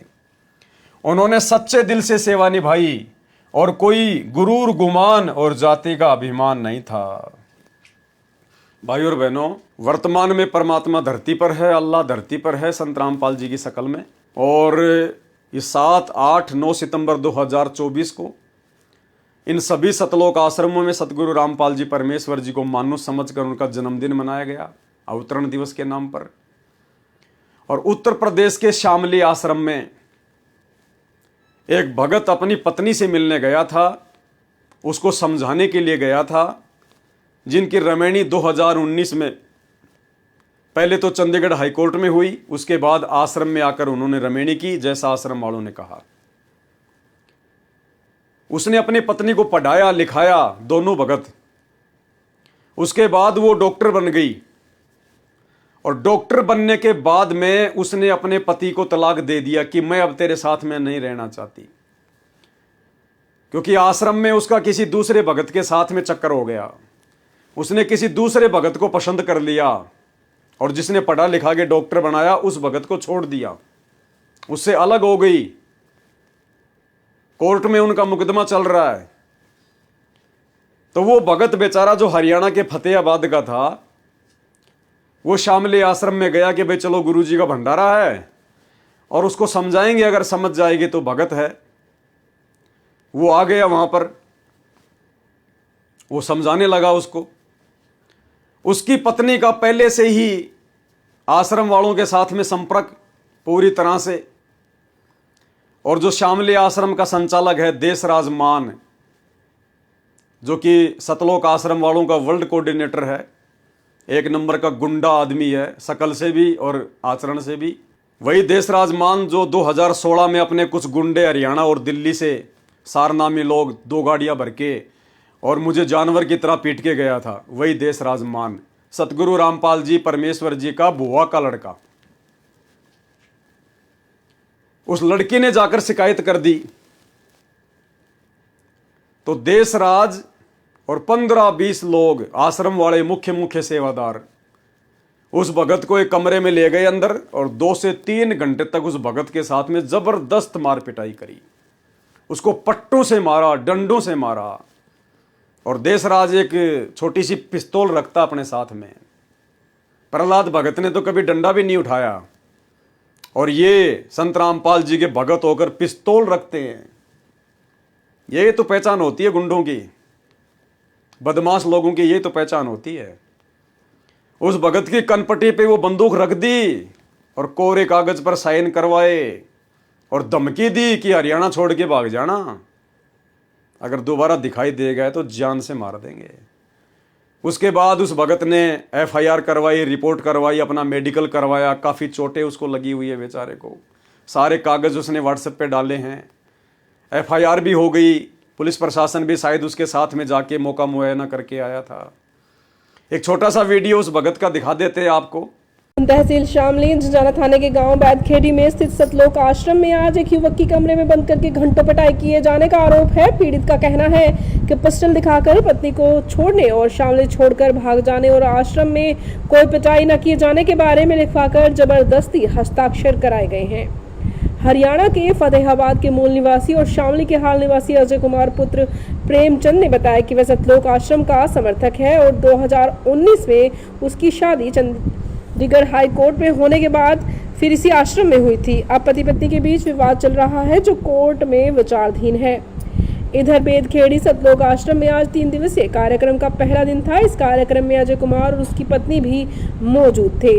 अजय कुमार का आरोप है कि आश्रम के कुछ ठेकेदारों ने गुंडई दिखाते हुए एक कमरे में ले जाकर उसके साथ मारपीट की और पिस्तौल दिखाकर कोरे कागज पर दस्तखत ही नहीं कराए बल्कि पत्नी को छोड़कर हरियाणा भाग जाने तथा आश्रम में कोई मार पिटाई न किए जाने को भी लिखवाया गया। बाद में पुलिस को लिखित सूचना दी गई। तहरीर में आश्रम के प्रबंधक देशराज और प्रबंध कमेटी के सदस्य हरदेश दास, थाना भवन का शिवम तथा मेहता सेवादार को आरोपी बनाया गया है। हरदेश दास ने बताया कि यह आश्रम में गलत तरीके से वीडियो बना रहा था और किसी महिला के साथ छेड़छाड़ की घटना बताई गई है। हरदोष ने आरोप निराधार बताते हुए पति पत्नी के विवाद में कुछ नहीं बताया और इसके अलावा हरदेश ने कोई बाइट देने से भी इनकार किया है। थाना प्रभारी निरीक्षक ने बताया कि पति पत्नी का विवाद कोर्ट में चल रहा है। आश्रम में मार पिटाई की सूचना मिली है, मेडिकल कराकर जांच पड़ताल की जा रही है। ऊन तहसील शामली से सनी सैनी की रिपोर्ट।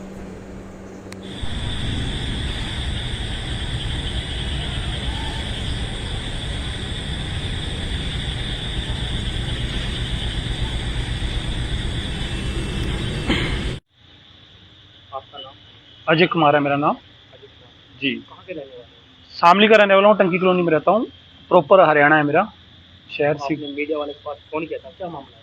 मामला इस तरह है कि 2019 में मेरी जो है लव मैरिज हुई थी और जो मेरी पत्नी है वो मेरे साथ रहती थी गुजरात में, और फिर उसके बाद वो उनको मैंने लिखाया, पढ़ाया, GNM वगैरह करवाई, उनको मैंने सरकारी नौकरी लगवा दी और यहाँ पे उनकी पोस्टिंग हो गई। अपना थाना भवन ब्लॉक है, यारपुर गांव है, CHO की पोस्टिंग हुई, शालिनी शाक्या उसका नाम है।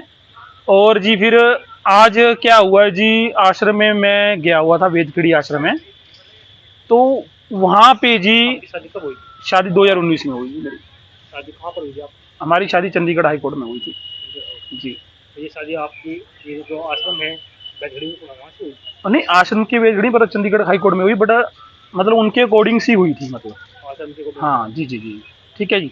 तो अब उसके बाद जी मैं यहाँ पे रहने के लिए, मतलब मेरी जो वाइफ है उनकी पोस्टिंग यहाँ पे होगी यारपुर में, तो मैं अपना सारा सामान वगैरह उठा के यहाँ पे ले आया। 2023 में उनकी पोस्टिंग हुई थी। पोस्टिंग के दौरान जी वो फिर अपने बयान उन्होंने चेंज कर दिए, वो मेरे साथ मतलब मना कर दी रहने के लिए। अब आज आश्रम में, सतलोक आश्रम वेदखेड़ी है, आश्रम बुरा नहीं है, पर वहां पे जो आज मेरे साथ हुआ, जो करवाने वाले हैं उनका आपको नाम बता रहा हूं। उन्होंने मेरे साथ बहुत ही अत्याचार किए और मुझे एक बंद कमरे में ले जाकर 15-20 लोगों ने बहुत मारा पीटा और मुझे जान से मारने की धमकी दी। और कई जगह मुझे गुम चोटें भी आई हुई हैं, मेडिकल भी करवाया गया है, जिंजाना। और पिस्टल मेरी कनपटी पे रखकर उन्होंने, हाँ जी हाँ जी, किसने रखा कनपटी? ये देशराज है जी, ठीक है, उन्होंने पिस्टल मेरी कनपटी पे रखकर सब बयान मेरे से लिखवा लिए, मतलब गलत बयान कि लिख तू यहाँ पे ये करने आया था, वो करने आया था। अब जब उन्होंने मेरे को मारा पीटा, बहुत बहुत मारा पीटा, और ऐसा मारा पीटा कि वहां से मैं मर के ही निकलता, मैं बचने वाला नहीं था। बट मेरे फोन भी दोनों ले लिए गए और जो मेरी सब इंस्टाग्राम आईडी, फेसबुक आईडी अपने नाम की कर ली गई है, किस नाम से? कबीर साहिब के नाम से कर लिया उन्होंने। तो पहले मेरी अपनी इंस्टाग्राम आईडी थी, उसमें 35,000 फॉलोवर थे, और जो मेरा फेसबुक ग्रुप था उसमें भी थे।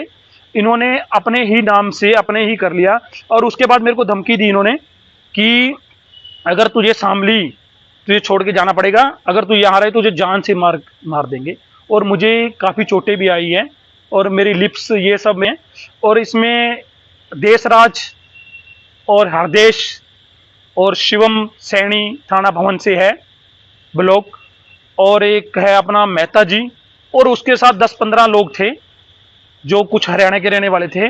उन्होंने मुझे बहुत बेरहमी से मारा, एक बंद कमरे में 4 घंटे लगातार, मुझे 3 घंटे लगातार मुझे मारते रहे, थप्पड़ों थपड़ी, और मेरा मार मार कर उन्होंने बुरा हाल कर दिया। मारने की वजह क्या थी? मारने की वजह ऐसी ये कि मेरी पत्नी के साथ वो थे, खड़े हुए थे, उन्होंने डिवोर्स दिलवाना चाहते थे, और मैंने कैराना कोर्ट में 9 सेक्शन डाला हुआ है मुकदमा, और इस अकॉर्डिंग में उनको लगा हुआ था कि अब हमारे आश्रम की बदनामी हो रही है, ठीक है। और इस विवाद में उनको चलते उन्होंने एक प्लानिंग की, उन प्लानिंग के हिसाब से आज मैं आश्रम में विशाल भंडारा था, तो वहां पे मैं तैयार होकर रेडी गया, मैं चलो जाके आता हूँ आश्रम में। तो आश्रम में जब मुझे उन्होंने एक बंद कमरे में ले जाकर बैठा लिया और फिर उन्होंने मुझे मारा और पिस्टल मेरी कान पट्टी पे रख दी, और फिर जो मुझसे उन्होंने क्या लिखवा? उन्होंने मुझे गलत बयान लिखवाए कि तू अपनी पत्नी के पीछे आया है और ठिकाने लगाने आया है उसको, ये लिख, और डिवोर्स दिलाने की धमकी दी, वो भी लिख, और ये भी लिखा कि तू, मतलब उन्होंने गलत चीजें, मतलब उन्होंने ये भी लिखवाया कि तू आश्रम में आया, तेरे साथ हाथोपाई नहीं हुई है, कोई मारपीट नहीं हुई है, ये भी लिख।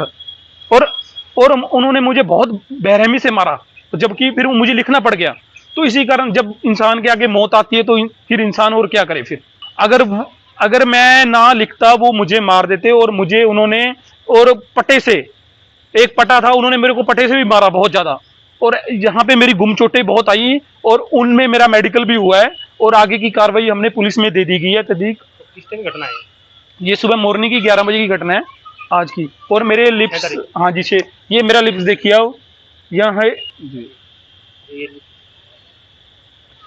तो आपने तहरीर दी है थाने में? जी दी है मैंने। क्या कहा है? अब आगे की जो है वहाँ के सब इंस्पेक्टर जो है, पुलिस अधिकारी हैं, वो कार्रवाई करेंगे। और मैं ये कहना चाहता, और उसके बाद में ये न्यूज़ दुनिया भर के अखबारों में आ गई कि संत रामपाल जी के आश्रम में आश्रम के ठेकेदारों के द्वारा इस प्रकार से मारपीट की गई, पिस्तौल कनपटी पे रख दी गई, टीवी चैनलों में न्यूज़ चलने लग गई। तो ये हैं कलयुगी सेवक, ये हैं कलयुगी नौकर।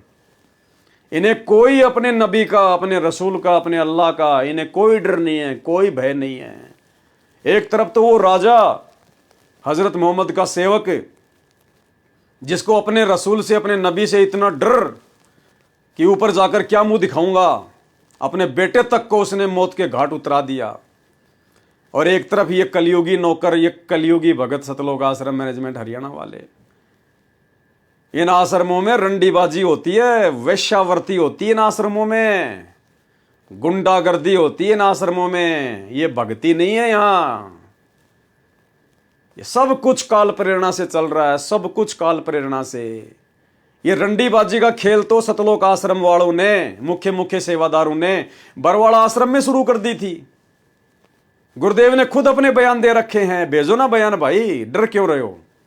खुद गुरुजी ने स्वीकार कर रखा भाई कि आश्रम में गलत काम होते थे लेकिन मैंने नहीं किए, सेवादार और समिति वाले करते थे। स्पष्ट कह रखा गुरुजी ने अपने बयान में।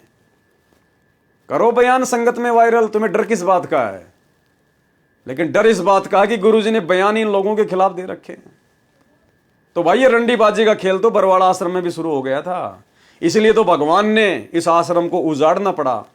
नहीं, इस परमात्मा के रहते सहते और काल आश्रम की ईंट भी उखाड़ सकता है क्या?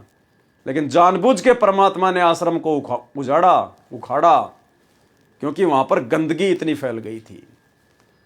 और अब तो वो जेल में बैठे जाके, और बाहर किसी को कोई डर नहीं, किसी को कोई भय नहीं, क्योंकि जो व्यक्ति गुरु को मानुष मानकर उसके साथ में रहता है उसको कोई डर नहीं होता, कोई भय नहीं होता उसको। तो सारे उल्टे काम इन सतलोक आश्रमों में होते हैं। एक जयपुर के नामदान संचालक का एक ऑडियो वायरल हो रही है, एक लड़की के साथ में सरेआम वैश्यावर्ती हो रही है। बताओ, जयपुर नामदान संचालक है कोई, पहले तो उसको प्रहलाद संभालता था, प्रहलाद हरसोलिया, फिर उसका छोटा भाई, उसकी ऑडियो वायरल हो रही है, सोजत आश्रम से कोई लड़की के साथ उसका चक्कर चल रहा है। तो सरेआम वैश्यावर्ती, सरेआम रंडीबाजी, सरेआम गुंडागर्दी। एक बिहार के नामदान सेंटर वाले की कैसे मारपीट का ऑडियो आया था। सत्संग के बहाने एक बहन को बुलाया, उसके साथ में बलात्कार किया, पुलिस FIR हो गई। सरेआम रंडीबाजी, सरेआम वैश्यावर्ती इन आश्रमों में, क्योंकि किसी को डर ही नहीं है, कोई भय नहीं है किसी प्रकार का। इनको लगता है संत रामपाल जी पे डबल उम्र कैद की सजा है, और वो तो जेल से बाहर आने नहीं, क्योंकि जो गुरु को मानुष मानता है वो तो यही सोचेगा। और बाहर हमने धार्मिक धंधा सेट कर ही लिया, आश्रम खोल ही लिए। संगत मूर्ख है, नादान है, नए नए लोग जुड़ते जाएंगे। अगर कोई पुराने लोग समझ भी जाएं, अगर हट भी जाएंगे, तो नए नए तो जुड़ ही रहे हैं, इनका काम तो चल ही रहा है। तो भाई और बहनों, दास क्या होते हैं, सेवक क्या होते हैं, भगत क्या होते हैं, भक्ति क्या होती है, नियम मर्यादा क्या है, ये इस पुस्तक के माध्यम से समझाया जा रहा है। जिसने राजा होते हुए भी अपने लड़के को मौत के घाट उतार दिया, ऐसे होते हैं सेवक, भगवान से डर के सेवा करने वाले। और आने वाले समय में ये परमात्मा सतगुरु रामपाल जी इस देश की शासन व्यवस्था ऐसे ही नेक नीति वाले भक्तों के हाथों में सौंपेंगे। वर्तमान में जो उनका परिवार है, उनके बेटा बेटी, भाई बंधु, रिश्तेदार, ये कोऑर्डिनेटर, इन गुंडों के हाथों में परमात्मा ये शासन व्यवस्था नहीं देंगे। इन गुंडों का तो नामो निशान भी नहीं मिलेगा संत रामपाल जी जब बाहर आएंगे उस समय। 2028 युग परिवर्तन का समय है, 4 साल हैं। 4 साल में तो इन लोगों की हालत ऐसी हो जाएगी जैसे गधे के सिर से सींग गायब हो जाते हैं, क्योंकि इन्होंने अपने कर्म हद से ज्यादा बिगाड़ लिए। संत रामपाल जी महाराज के हम सब उन्मति हैं, यानी हम उनके ऋणी हैं। संत रामपाल जी महाराज के हम सब उम्मती हैं। हमारा व्यवहार शीशे जैसा साफ होना चाहिए। सतगुरु से हम कुछ छुपा नहीं सकते।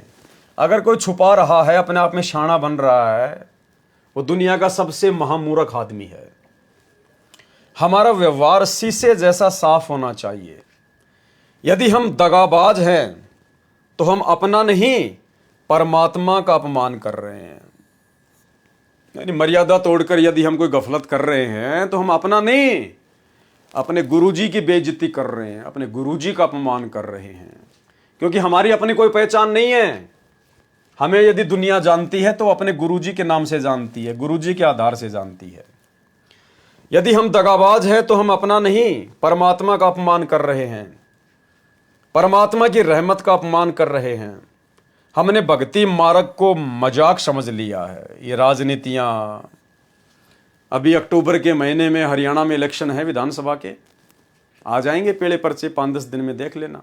गुरुजी का आदेश है, बीजेपी को वोट डालो, बीजेपी को वोट डालो, ज़्यादा से ज़्यादा अपने रिश्तेदारों को कहो, नहीं डालोगे तो गुरुद्रोही कर दिए जाओगे, आश्रम में नो एंट्री कर दी जाएगी।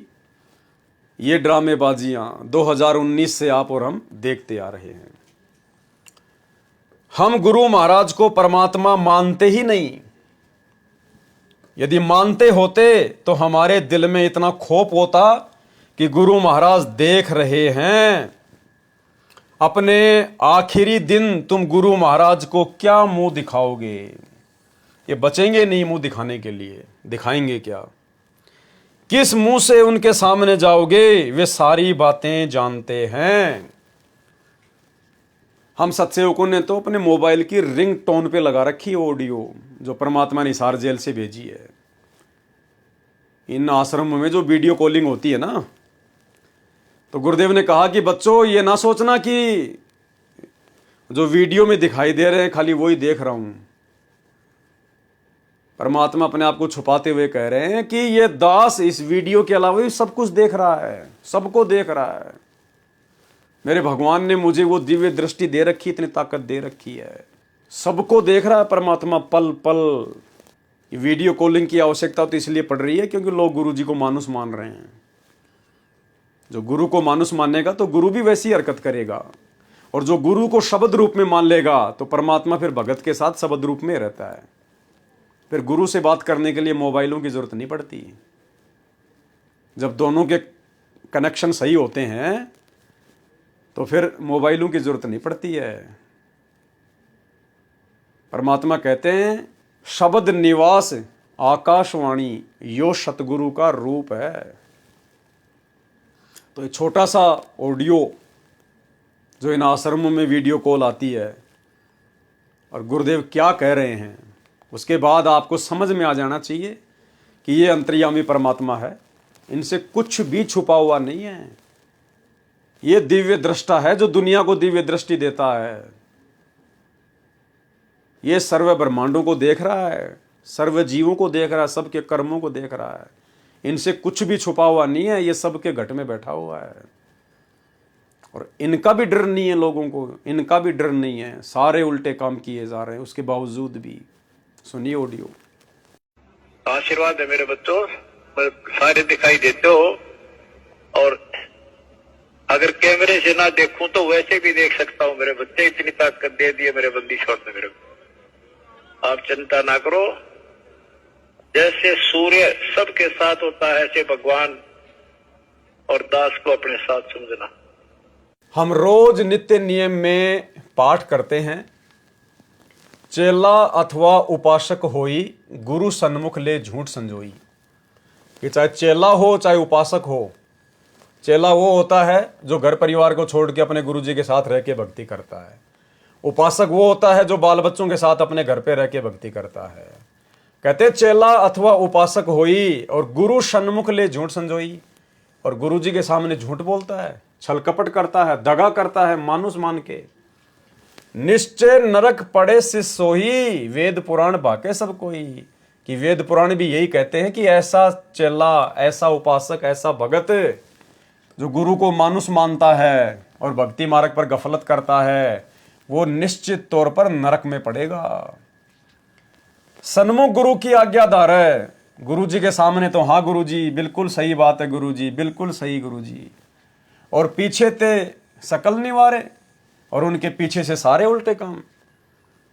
जब आश्रम में गुरु जी के सत्संग सुनते थे तो हाँ गुरु जी बिल्कुल सही है गुरु जी, बिल्कुल सही है गुरु जी, और आज उनके जेल जाते ही उनके परिवार के द्वारा, इन कोऑर्डिनेटरों के द्वारा सारे उल्टे काम, और पीछे थे सकल निवारे, उनके पीछे से सारे उल्टे काम, गंदी राजनीति, भक्तों की मर्यादा तोड़वा दी। 100 शिष्य घोर नरक में पड़ी, ऐसा नालायक शिष्य तो नरक में पड़ेगा। यानी भगत होने के बावजूद है, भगत होने के बावजूद जो व्यक्ति इस प्रकार का आचरण करता है वो नरक में पड़ेगा निश्चित तौर पर। और रुधिर राध पीवे नहीं तरे है, रुधिर खून पिएगा, मवाद पिएगा, फिर कभी पार नहीं हो पाएगा। फिर इस बात को हृदय में क्यों नहीं बसाते? भाई ये बातें जो परमात्मा ने हमें बोल रखी हैं, इतना समझाया, इतना ज्ञान दिया, ये बातें हमारे दिल में क्यों नहीं समा रही हैं? क्योंकि गुरु को मानुस मानने वाला व्यक्ति कभी इन बातों पर ध्यान देगा ही नहीं। उसके दिमाग में ये बातें कभी सेट होंगी नहीं, उसकी बुद्धि कभी खुली ही नहीं सकती। जो गुरु को मानुस मानता है उसके दिलो दिमाग में ये बातें कभी सेट नहीं होती। फिर इस बात को हृदय में क्यों नहीं बसाते? परमात्मा कहते हैं गुरु भगता मम आत्म सोई वाके हृदय रहूं समोई। अगर कोई ये मानता है कि संत रामपाल जी के अलावा भी कोई परमात्मा है, जैसे 90% संगत दाढ़ी मूंछ वाली कबीर जी की नकली फोटो को परमात्मा मानती है, भगवान मानती है। तो भगत जी समझाना चाह रहे हैं परमात्मा की वाणी का हवाला देकर कि वो तुम्हारी दाढ़ी मूंछ वाला भगवान भी यही कह रहा है कि गुरु भगता, यानी जो गुरु का भगत है, मम आत्म सोई, वो मेरी असली आत्मा है और उसी के हृदय में रहूं समोई, मैं उसी के हृदय में समाया रहूंगा। जो गुरु जी के प्रति वफादार है, परमात्मा कहते हैं मैं भी उसी का साथ दूंगा। और जो अपने गुरु से दगा करता है, धोखा करता है, उनकी मर्यादा तोड़वाता है, राजनीति करता है, स्टेडियम बनवाता है, गुंडों की सीबीआई जांच करवाता है, दान का पैसा दुरुपयोग करता है, लोगों को चंदे के रूप में पैसा देता है, भक्तों को काल की गोद में बैठाता है, तो परमात्मा कहते हैं ऐसे दगाबाजों से तो मैं भी दूर रहता हूं। तो सोचिए गुरु उनके नजदीक कहां होगा, केवल उनकी बैटरी चल रही है, बैटरी। और ये कितने दिन चलेगी भाई? ठीक है, गुरु की शरण में रह के, गुरु के साथ में रह के बैटरी जल्दी चार्ज होती है, लेकिन गुरु से दगा करके फिर डिस्चार्ज भी उतनी तेज होती है। तो 4 साल हैं युग परिवर्तन के, 24 चल रही है, 28 लास्ट है। उससे पहले पहले इनको दिन में तारे नजर आ जाएंगे, इन मुख्य सेवादारों को। अब भगवान क्या बताते हैं दूसरा तरीका, कि जो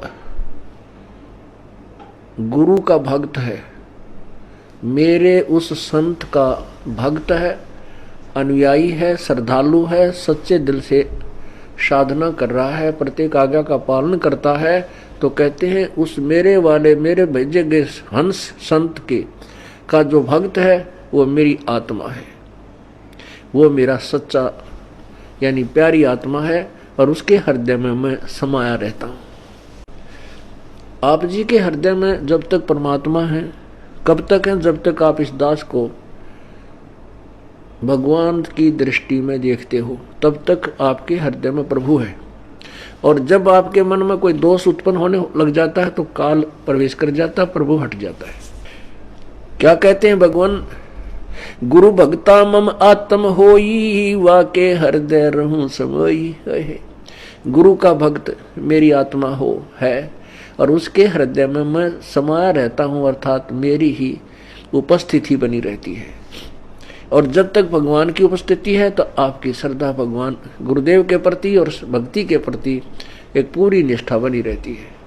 जो ही आपके हृदय में कोई दोष आता है प्रभु गुरु जी के प्रति, चाहे किसी प्रकार से, चाहे प्रत्यक्ष या अप्रत्यक्ष, परमात्मा आपसे दूर हो जाता है।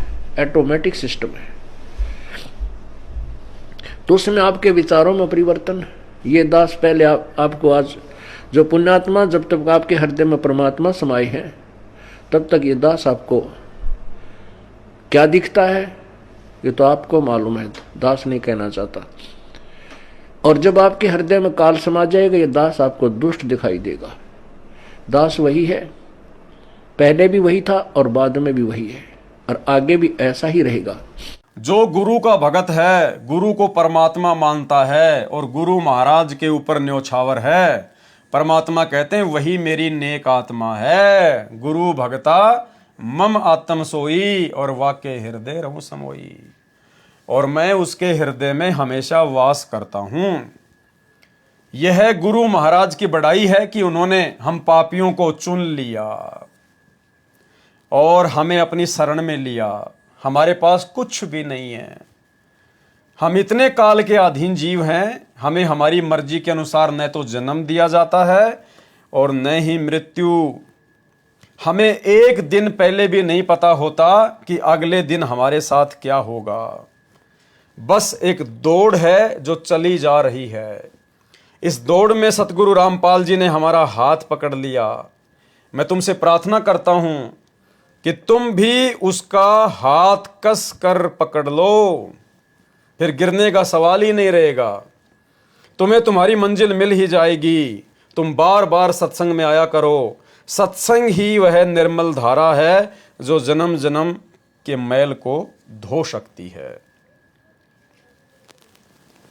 कबीर साहिब जी ने कहा है, कबीरा इंद्र की घड़ी, इंद्र की एक घड़ी और कुआ 12 मास, सत्संग की आधी घड़ी और सुमरन वर्ष 50। क्या कहते हैं परमात्मा? इंद्र की एक घड़ी होती है 24 मिनट की। कहते हैं इंद्र देवता तो मात्र 24 मिनट अगर बारिश कर दे अच्छे से, और कुआं 12 मास, तो कहते तुम कुआं खोदकर 12 महीने में भी इतनी जमीन की सिंचाई नहीं कर पाओगे, इतना पानी उपलब्ध नहीं कर पाओगे जितना यदि वो इंद्र मेहरबान हो जाए और एक घड़ी में जो बरसात वो कर दे, 24 मिनट में जो बरसात वो कर देगा, तुम 12 महीने में कुआं खोद कर भी उतना जल नहीं निकाल पाओगे। और सत्संग की आधी घड़ी और सुमरन वर्ष 50। सत्संग का इतना फायदा है, कहते हैं चाहे तुम 50 साल सुमरन कर लो, और सत्संग में अगर तुम आधी घड़ी यानी 12 मिनट भी अगर तुम ढंग से बैठ गए, ध्यान पूर्वक तुमने सत्संग सुन लिया और उस पर अमल कर लिया, तो कहते हैं 50 साल के सुमरन के बराबर वो 12 मिनट का ध्यान से सत्संग सुनना है। यानी इतनी कीमत, इतनी वैल्यू है। एक कुएं से साल भर सिंचाई करते रहो तो भी वह एक सीमित क्षेत्र की सिंचाई ही कर पाएगा, परंतु यदि आधी घड़ी भी वर्षा हो जाए तो वह पूरे इलाके को सींच देती है। घर बैठकर यदि तुम 50 वर्ष तक भी सुमरण करते रहो तो भी उतना फल नहीं मिलता जितना फल आधी घड़ी सत्संग में आने से मिलता है। भक्ति मुक्ति के दाता सतगुरु भटकत प्राणी फिरंदा, उस साहिब के हुक्म बिना नहीं तरवर पात हिलंदा। भक्ति और मुक्ति के दाता तो गुरु महाराज हैं। कौन है? गुरु महाराज। भक्ति मुक्ति के दाता सतगुरु। तुम अपने मन के अनुसार कितनी भी साधना और भक्ति करते रहो, इससे तुम्हें कुछ हासिल नहीं होने वाला। गुरु की कृपा के बिना कुछ भी प्राप्त नहीं हो सकता। कबीर साहिब जी ने कहा है, मन का मनिया प्रेम डोर चंदा समझ चकोरी, और प्रेम बिना ना चीज मिले चाहे माला फेर लो कोरी। मन का मनिया प्रेम डोर, मन का मनिया यानी सतनाम के सुमरण के विषय में कहा है कि सच्ची श्रद्धा से पूरी मर्यादा में रहते हुए यदि हम मन का मनिया फेरेंगे, सुमरण करेंगे और चंदा समझ चकोरी और अपने गुरुदेव भगवान से चकोर पक्षी की तरह लगाव रखेंगे, कहते हैं प्रेम बिना ना चीज मिले, बिना प्रेम के कोई भक्ति वाली चीज तो मिल ही नहीं सकती। चाहे माला फेर लो कोरी, चाहे कितनी माला फेर लो, कितनी भक्ति कर लो, अगर आपका प्रेम अपने गुरुदेव भगवान में नहीं है तो आपको वो वस्तु कभी भी प्राप्त नहीं हो सकती, चाहे कितने वर्ष साधना कर लो। परमात्मा कहते हैं बिना प्रेम पावे नहीं, चाहे करोड़ समाधि लाओ। तो सतगुरु में प्रेम कब उपजेगा? जब हम सतगुरु को परमात्मा की दृष्टि से देखेंगे। भाई जब हम पतिव्रता पद पर आएंगे तभी तो हमारे अंदर वो प्रेम उपजेगा। अगर हमारे 2-2 भगवान, 3-3 भगवान, 4-4 भगवान मान के चलेंगे तो कैसे प्रेम उपजेगा? एक औरत के 4 पति हों, 2 पति हों, तो कैसे वो सबको समान रूप से प्यार करेगी? कर ही नहीं सकती। तो संगत दाढ़ी मूछ वाले कबीर जी की फोटो को भी भगवान मान रही है, संत रामपाल जी को भी अपना गुरु मान रही है, दादा गुरु जी की फोटो भी रखी है दरबार में, पंडित चितानंद जी की फोटो रखी है, गरीबदास जी की रखी है। तो हम तो द्रौपदी बन के घूम रहे हैं, हमारे तो 5-5 पति हैं, प्रेम कहाँ से उपजेगा? तो ये दया भी साध संगत से जुड़े हुए भाई बहनों के ऊपर परमात्मा ने बख्शी है। आज सतगुरु से यदि किसी का असली प्रेम है, असली लगाव है, तो केवल साध संगति से जुड़े हुए भाई बहनों का है। यदि गुरु महाराज से प्रेम ही नहीं, उनसे लगाव ही नहीं, तो फिर तुम्हारी भक्ति उधारी है, अधूरी है।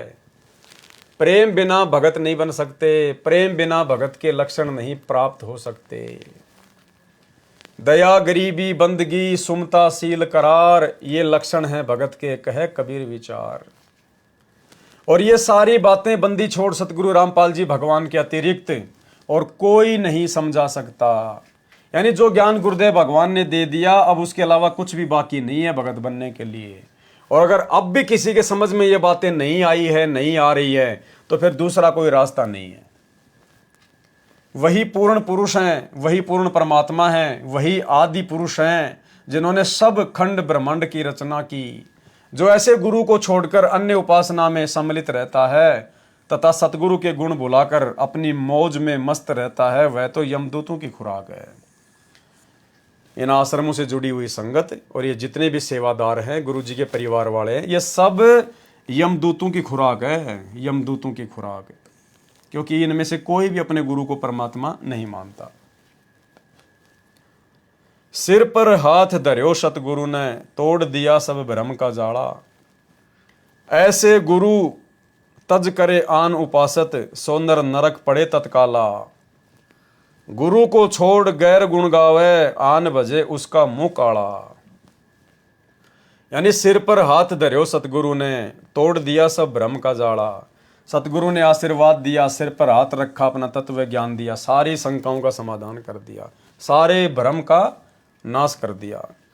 ऐसे गुरु तज करे आन उपासत, जो ऐसे गुरु को छोड़कर और दूसरों की उपासना करता है, दूसरों के कहने पर ज्यादा चलता है, गुरु को तजे भजे जो आना, आता पशुओं को फोकट ज्ञाना।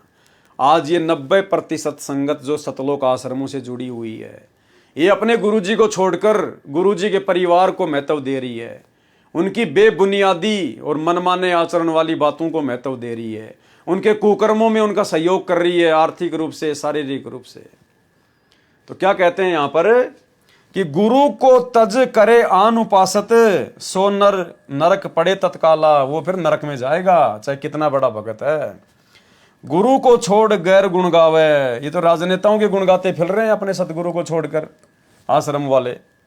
और आन बजे उसका मुंह काड़ा, इनका तो मुंह काड़ा होगा अंत में। आज तक सनातन धर्म में हजारों लाखों ऋषि मुनि हुए, परंतु किसी ने भी इतना निर्णायक ज्ञान नहीं दिया, क्योंकि वे स्वयं भी तत्व ज्ञान से परिचित नहीं थे। बंदी छोड़ सतगुरु रामपाल जी भगवान ने हम नादान जीवों पर दया करी है। इस सतगुरु महाराज के जितने भी गुण गाए जाएं वे कम हैं। जितने भी गुण गाए जाएं परमात्मा के, जो उपकार इन्होंने आप और हमारे ऊपर कर दिया है, तो कहते हैं जितने भी गुण गाए जाएं वे कम हैं। अभी भी वक्त है, अभी भी समय है, नादान संगत को समझाया जा रहा है, अभी भी वक्त है। बंदी छोड़ सतगुरु रामपाल जी भगवान के चरणों में गिर जाओ, नहीं तो 21 ब्रह्मांड में कहीं और कोई ठिकाना नहीं है।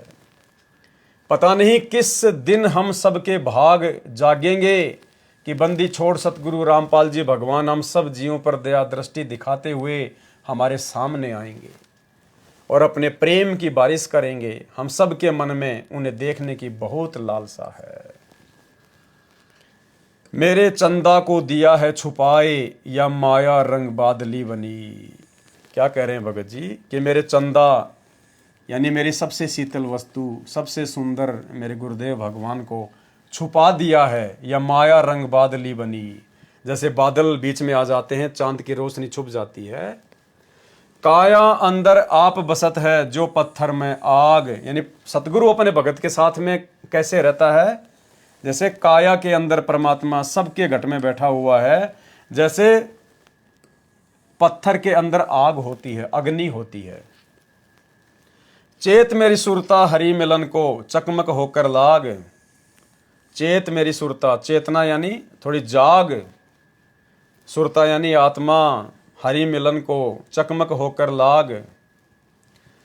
चोर चुराई तूंबड़ी और जल में दाबण जाए, वो दाबी व उभरी करनी तो छानी नाही। काम क्रोध का बना बादला, गरज रहो अहंकार। आशा तृष्णा बनी बिजली, भीज रहो संसार। यानी ये अवगुण हैं जो जीव को भक्ति से दूर रखते हैं। प्रेम पवन जब से चली, बादल दिया उड़ाए। कहे कबीर सुनो बे साधो, चंदो भी दिखे हुए आए। तो इस कदर हम जब हमारे गुरुदेव भगवान से प्रेम करेंगे, हमारा प्रेम उमड़ेगा इनके प्रति। और प्रेम कब उमड़ेगा? जब हम गुरु को भगवान मानेंगे, गुरु को परमात्मा मानकर उनके साथ परमात्मा जैसा व्यवहार करेंगे। जब हम इनकी भक्ति को मर्यादाओं में रहकर करेंगे तो ऑटोमेटिक भक्ति का असर होगा, भक्ति का प्रभाव होगा, प्रेम हमारे अंदर उमड़ेगा। अन्यथा आप जी मर्यादा तोड़कर चाहे कितने बड़े भगत बन लीजिए, वो प्रेम आपके हृदय में गुरु के प्रति उमड़ ही नहीं सकता। इस दुनिया में लाखों करोड़ों इंसान रहते हैं, माता पिता भी हैं, भाई बहन भी हैं, संपत्ति भी है, किसी के पास अपार धन राजपाट भी है, कुछ साधना करके साधक लोग देवलोक तक चले जाते हैं। परंतु इन सब चीजों से संतुष्टि चाहिए थी, वह चीज नहीं मिली जो आत्मा की प्यास मिटा सकती थी। इस संदर्भ में संत सुंदरदास जी, जो दादू साहिब जी के शिष्य हैं, क्या कहते हैं? मात मिले पुनितात मिले, सुत भ्रात मिले युति सुखदाई। कि भाई माँ भी मिल जाती है, तात यानी जो पिता होता है वो भी मिल जाए, सुत यानी बेटा भी मिल जाए, भाई भी मिल जाए, और सुखदाई औरत भी मिल जाए। राज मिले, राजपाट भी मिल जाता है इंसान को। गजबाज मिले, हाथी घोड़े भी मिल जाते हैं। सब साज मिले मनवांछित पाई, सब मनवांछित चीजें भी इंसान को प्राप्त हो जाती हैं। लोक मिले सुरलोक मिले, यानी यहाँ का भी आप राजा बन जाओगे, देवलोक भी आपको मिल सकता है। विधि लोक मिले बैकुंठा जाई, आप बैकुंठ में भी जा सकते हैं। सुंदर और मिले सुख सब, संत समागम है दुर्लभ भाई। यानी दुनिया में हर चीज सुलभ है, लेकिन संत समागम, सच्चे संत का सत्संग, सच्चे संत की शरण, कहते हैं ये दुनिया में सबसे ज्यादा दुर्लभ है। और भाई और बहनों, परमात्मा ने आप और हमारे ऊपर मेहर करी, परमेश्वर ने ये चीज हमें सबसे पहले सुलभ कराई, बिना मांगे दी परमात्मा ने। हमें तो पता ही नहीं था भगवान क्या होती है, भक्ति क्या होती है। हम तो अपनी सांसारिक जीवन में मस्त थे। ये तो परमात्मा ने आके हाथ पकड़ा, हमारा सौभाग्य। और ये सृष्टि की सर्वश्रेष्ठ वस्तु समागम, सत्संग गुरुदेव भगवान ने हमें दिए, हमें ज्ञान कराया, आत्म ज्ञान दिया, परमात्म ज्ञान दिया। बंदी छोड़ सतगुरु रामपाल जी भगवान के शरण में आने के बाद जो आनंद मिलता है, जो उनकी भक्ति में अंतःकरण की दशा होती है, वह बयान भी नहीं की जा सकती है। परमात्मा कहते हैं, राम बुलावा भेजिया, दिया कबीरा रोए। और जो सुख है सच्चे सतगुरु की शरण में, उनकी संगत में, उनके सत्संग में, वो बैकुंठ में ना होए। बंदी छोड़ सतगुरु रामपाल जी भगवान के ही चरणों में आत्मा का सर्व सुख और परमानंद है। संत समागम वास्तव में दुर्लभ है। संतों की संगत से इंसान कौड़ी से अनमोल हो जाता है। संतों की संगत से मानव जीवन में क्रांति आती है तथा हमेशा के लिए दुविधा चली जाती है।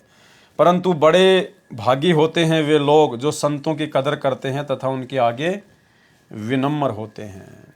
तो भाई और बहनों, भक्ति और भगवान पुस्तक के संदर्भ में जो वीडियो बनते जा रहे हैं, आज ये 8वां पार्ट था। तो आज के वीडियो में केवल हम इतना ही लेंगे। कल रात्रि 9 बजे गुरुदेव भगवान के आशीर्वाद से इस पुस्तक भक्ति और भगवान के ऊपर 9 नंबर का वीडियो लाइव चलेगा। सभी भाई बहन लाइव जुड़िए और परमेश्वर के आशीर्वाद से जितना समय हमें मिल जाए गुरु महिमा करने के लिए उतना ही थोड़ा है। अगर हम रोज़ाना 1 घंटा, 1.5 घंटा या 2 घंटा भी सतगुरुदेव भगवान के आशीर्वाद से, उनकी रजा से, इसी प्रकार से उनके द्वारा लिखित पुस्तकों के ऊपर लाइव आते रहेंगे तो भक्ति और भगवान से हमारा कनेक्शन जुड़ा रहेगा, हमारा प्रेम हमारे गुरुदेव भगवान के चरणों से जुड़ा रहेगा। हम भक्ति के आसपास रहेंगे और यही वो चीज़ें हैं जो हमें अंत तक जीवित रखेंगी, हमारे को भक्ति मार्ग पर बचा के रखेंगी। तो भाई और बहनों, ज़्यादा से ज़्यादा हमारी कोशिश होनी चाहिए कि प्रथम जो प्रायोरिटी है, जो प्राथमिकता है, वो हमने पूज्य गुरुदेव भगवान के द्वारा दी गई भक्ति को देना है। यानी जितना हो सके उतना हमने प्रथम नाम का या सतनाम का जो भी आपको मिला है, हमने उसका सुमरण करना है ज़्यादा से ज़्यादा। और जब भी मौका मिले गुरुदेव भगवान के सत्संग अवश्य सुने। 1 घंटे का तो परमात्मा का आदेश है कि 1 घंटा तो हमने सपरिवार बैठ के सत्संग सुनना ही सुनना है। इसके अलावा ज़्यादा सुन सकते हैं तो बहुत ज़्यादा बेनिफिट है, बहुत ज़्यादा लाभ है। 5 यज्ञ हम अपने इसी प्रकार से करते रहें, क्योंकि भक्ति प्रथम है।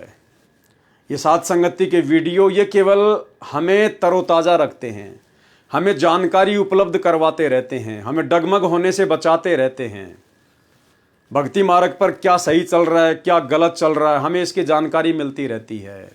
तो आत्मा जागृत रहती है, गलत कार्य करने से डरती है। गुरु महिमा करेंगे, गुरु जी के गुणगान करेंगे तो हमारी आत्मा चार्ज होती रहती है। तो ये भी बहुत ज़रूरी है परमात्मा के आशीर्वाद से। बाकी भक्ति को हमने ज़्यादा से ज़्यादा और विशेष तौर पर महत्व देना है, विशेष तौर पर, क्योंकि हमारी आत्मा का उद्धार, हमारा कल्याण भक्ति से ही होगा, जो मर्यादाएं और जो भक्ति गुरुदेव भगवान ने हमें बताई है। तो आज के पार्ट में केवल इतना ही। कल रात्रि 9 बजे पार्ट नंबर 9 में सभी भाई बहन लाइव जुड़िए। तब तक गुरुदेव भगवान हम सबको इजाज़त दें, आशीर्वाद दें। बंदी छोड़ सतगुरु रामपाल जी भगवान की जय हो।